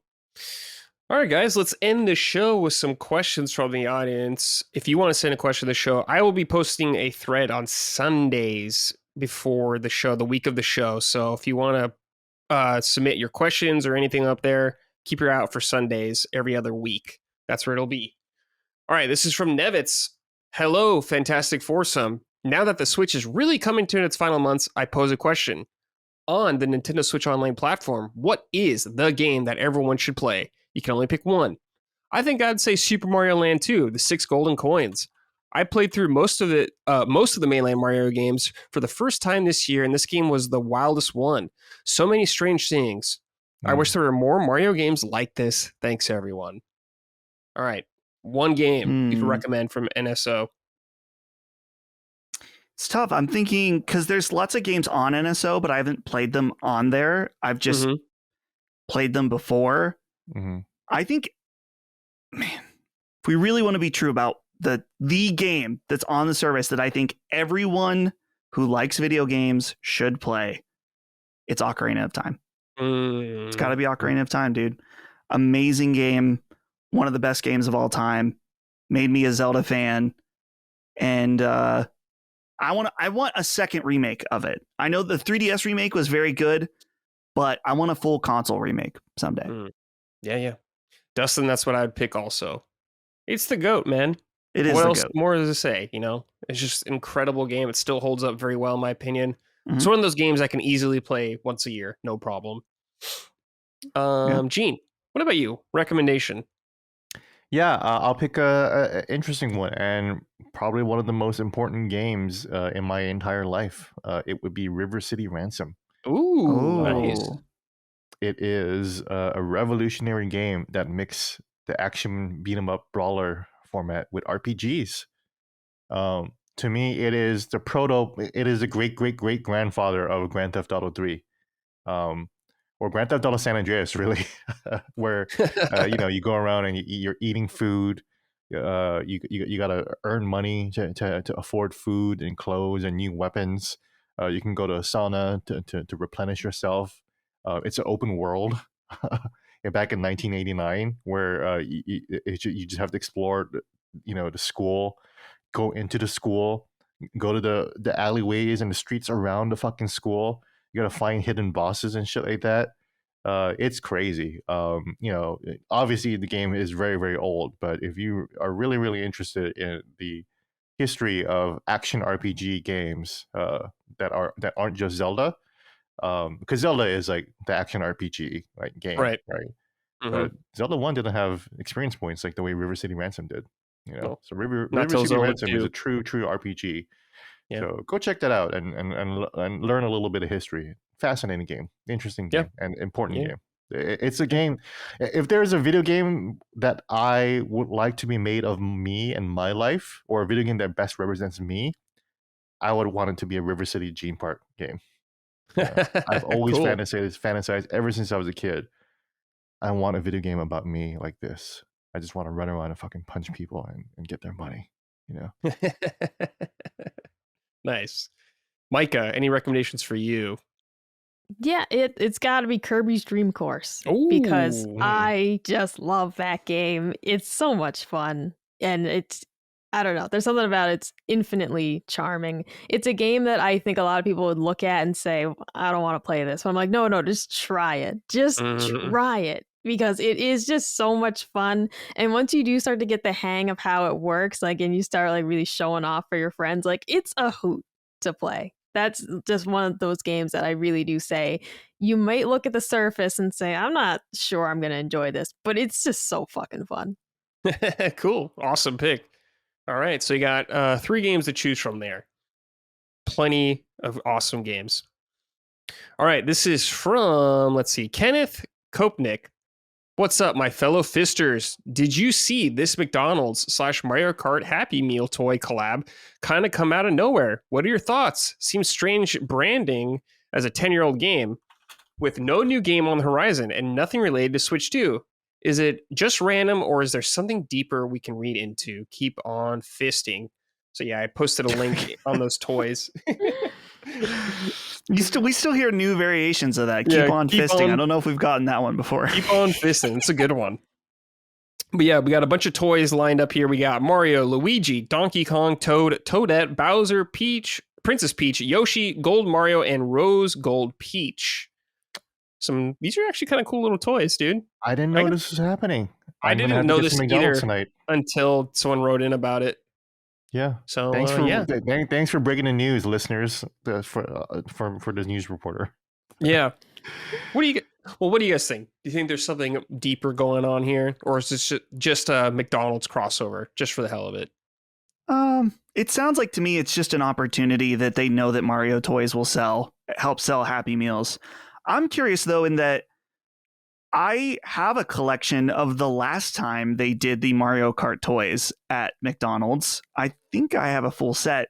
I'm looking, I think these are different. Like these are a new toy. Oh. So something about the tops are like you can customize, like you can change the character on top and put them on a different like kart base. So that seems kind of cool. But yeah, I saw these last night when I was at the drive-thru at McDonald's getting my wrong order. But as one. Yeah, I don't know. It would take me away from the double quarter pounder. Okay, this is a tall order, and I don't know if I can make that. How much is a Happy Meal? I don't know. These days in this America, I'm $15.99. In Joe Biden's America, who fucking knows, man? All right, I will look it up. I have the McDonald's. It's not gonna be Joe Biden's America anymore. Okay. That's one thing you know for sure. Look at it. It's literally Jover. It's actually Jover. It's actually Jover. Yeah. Yeah. If you guys could pick one of these toys to get, which one are you picking? Mario one, of course. No. Or Luigi, of course. Yeah.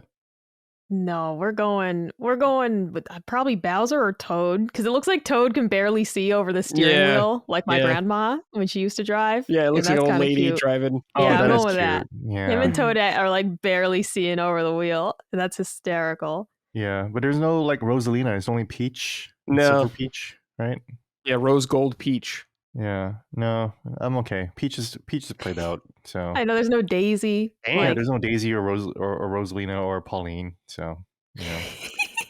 Damn. Happy Meal is $4. Well, in Butler, Pennsylvania, Happy Meal is $4.69. That's not bad for the hamburger. That's not bad. No. And Joe Biden's America, I guess. That's not bad. Joe Biden's America. Joe Biden's America. Thanks, Obama Biden. Yeah, thanks, guys. Thanks, Biden. Yeah, that doesn't happen anymore. No one's thanking Joe Biden. I know. Bowser looks kind of weird in this. I would pick Bowser, but he looks kind of, I don't know, something's off about him. There's something, He looks the weirdest, yeah. Yeah, there's something I was like what I gravitated towards, and I was like, he looks kind of like he's like crammed into this cart for some reason. Like the way they have styled him just looks strange. But yeah, actually, I think Toadette looks the best for sure. It's so cute. Yeah. You go down like the toy aisle at like Target, and they've been selling Mario Kart toys for years. So it does just kind of, like Dustin said, like this kind of just feels like a random thing to do, only because like they've been selling little Mario Kart like RC cars and like all that, like the World Nintendo toys. Like these things have been here for a while. So it's like I don't really think it's indicative of anything except that this will make money. So we might as well just do it. Yeah, I think you and Dustin are spot on. I don't think there's anything deeper going on here. It's just easy money right there. All right. This is from Tao Tanzua. What are some of your dream ports for Switch 2? Now, remember, this isn't just Wii U games or whatever that we're begging for scraps. Any port, dream port. I guess anything that's possible, you know? Not going to have Uncharted, I guess, on Switch yet. I mean, I kind of mentioned it earlier, but is it a port or a remaster? A remaster of the remake. Let's just say Ocarina port of Time to keep it simple. Let's just say port. So you want like a 3DS version of Ocarina of Time. That'd be cool. Yeah, the 3DS version of Ocarina of Time in 4K, HDR. Yes. Imagine Nintendo characters in HDR. I don't think we're ready. I don't think Nintendo's ready. No. Either. That's a good one though. Gene, what do you think? What's your dream port?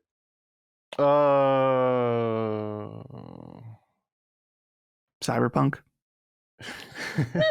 Actually, no.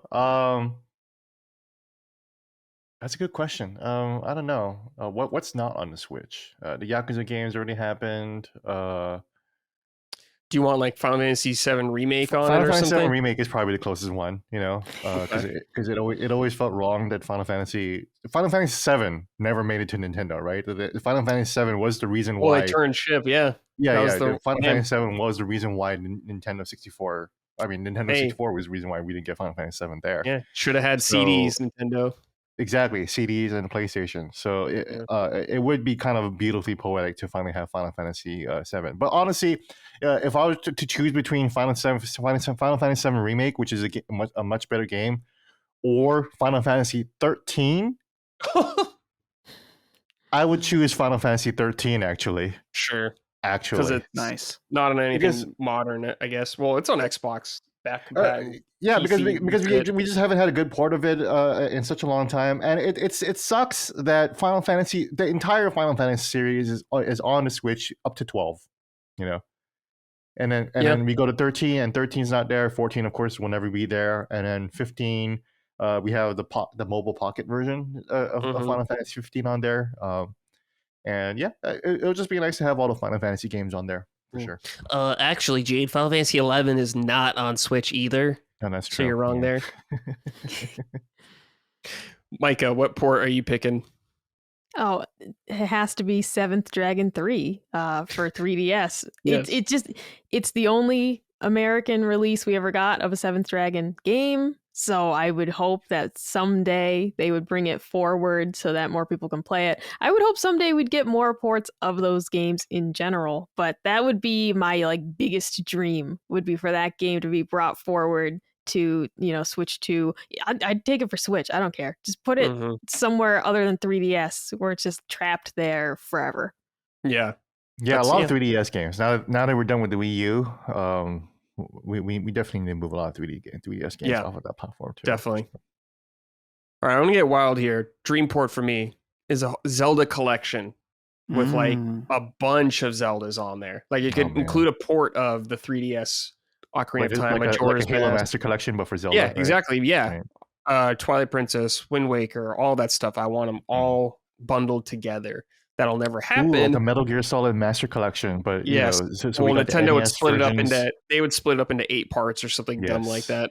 Ooh, that is sexy. That's what I want. That's what I want. Sexy. Like the Super Mario All Stars for Zelda, something crazy like that. Oh my god, Zelda 1 all the way up to the Link to the Past. You can, you wouldn't need Breath of the Wild or Tears of the Kingdom. We can just. No, I think they would do separate ports of those. I guess, but that's what I would want. That'd be amazing. That is sexy. Okay, final question from Kai. Hey crew, I'm debating whether or not to get the upcoming Dragon Quest III HD 2D remake on the PS5 or the Switch.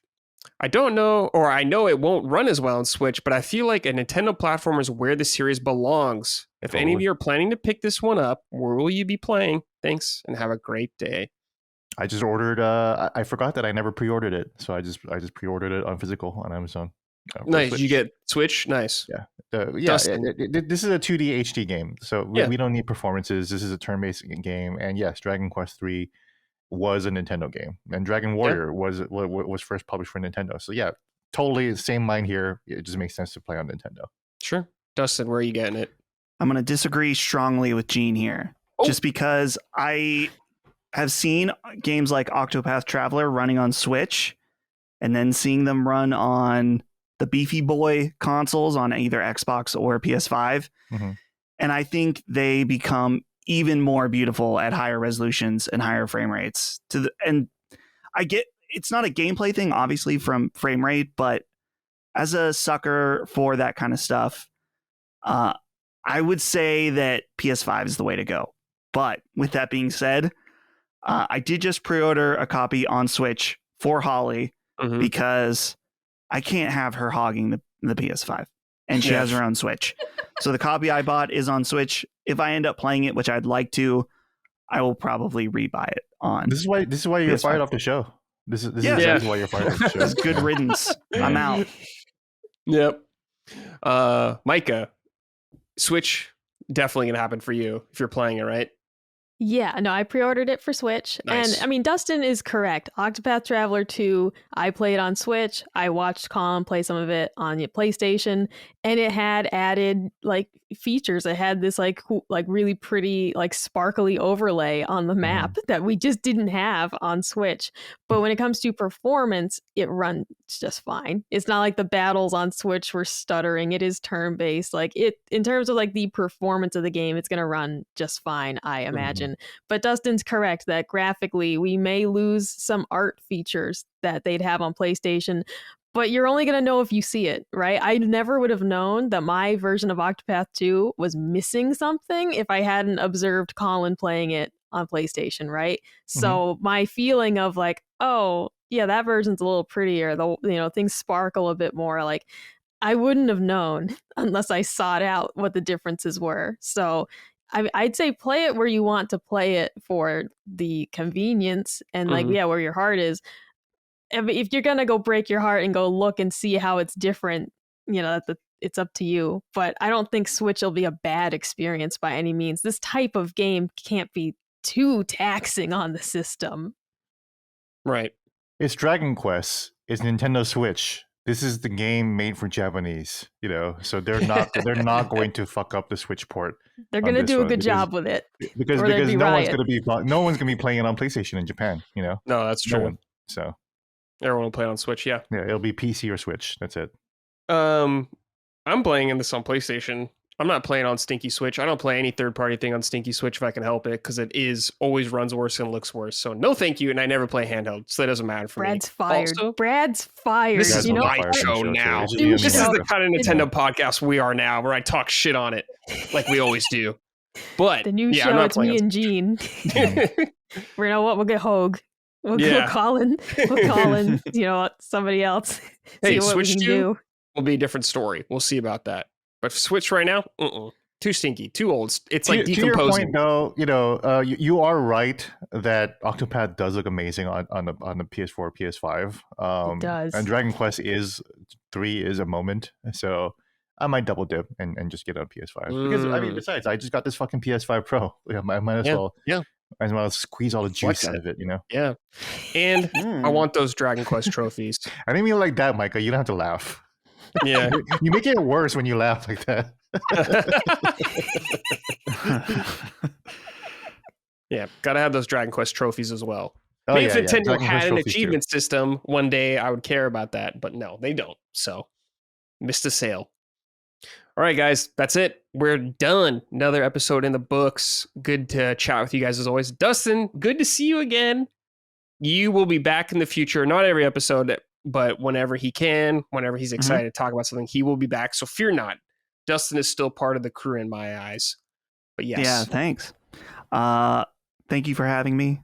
Hope you guys are cool with all the changes. And as for me today, I've gotten 3 election texts in the course of this 2-hour recording. So I'm excited for that to be over. And I don't know. Sometimes I like to watch the results come in for about half an hour, and then I realize I'm like, oh, this is boring. Why am I doing this? But I'm going to repeat the process tonight, where I watch the results and then turn it off and play a game. So should be fun. Nice. Awesome. Micah, any fun plans for the rest of the day? No, I wish I had the power to turn off the TV, but you know who Colin is, and he's going to be watching that man in the khakis.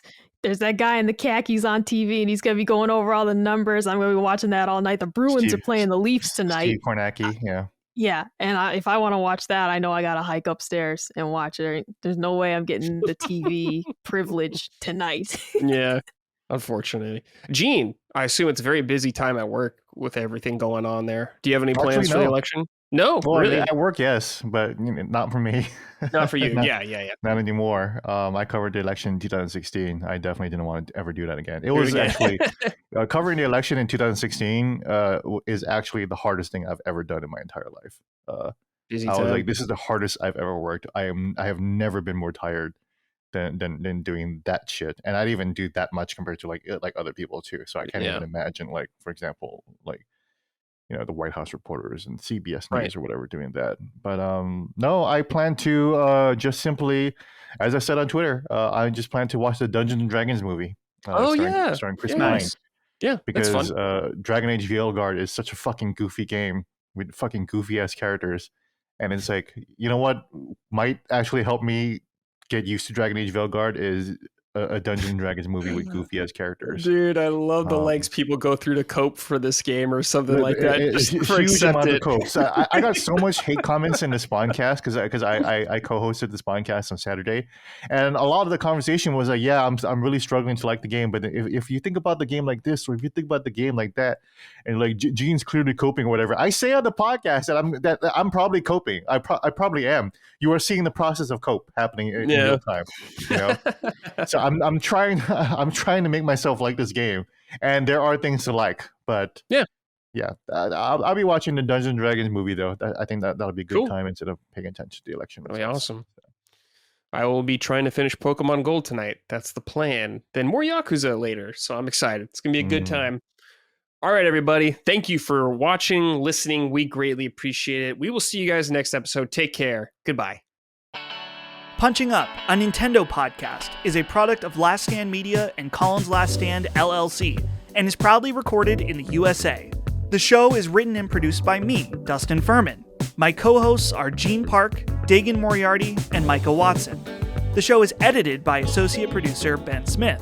All of Last Stand's theme music is by Ramon Narvaez. Punching Up, along with the rest of Last Stand Media shows, are fan-funded on Patreon at patreon.com/laststandmedia. The following names are at the producer level on Patreon, our highest tier, and we're grateful for your kind contributions and generosity to our independent endeavor.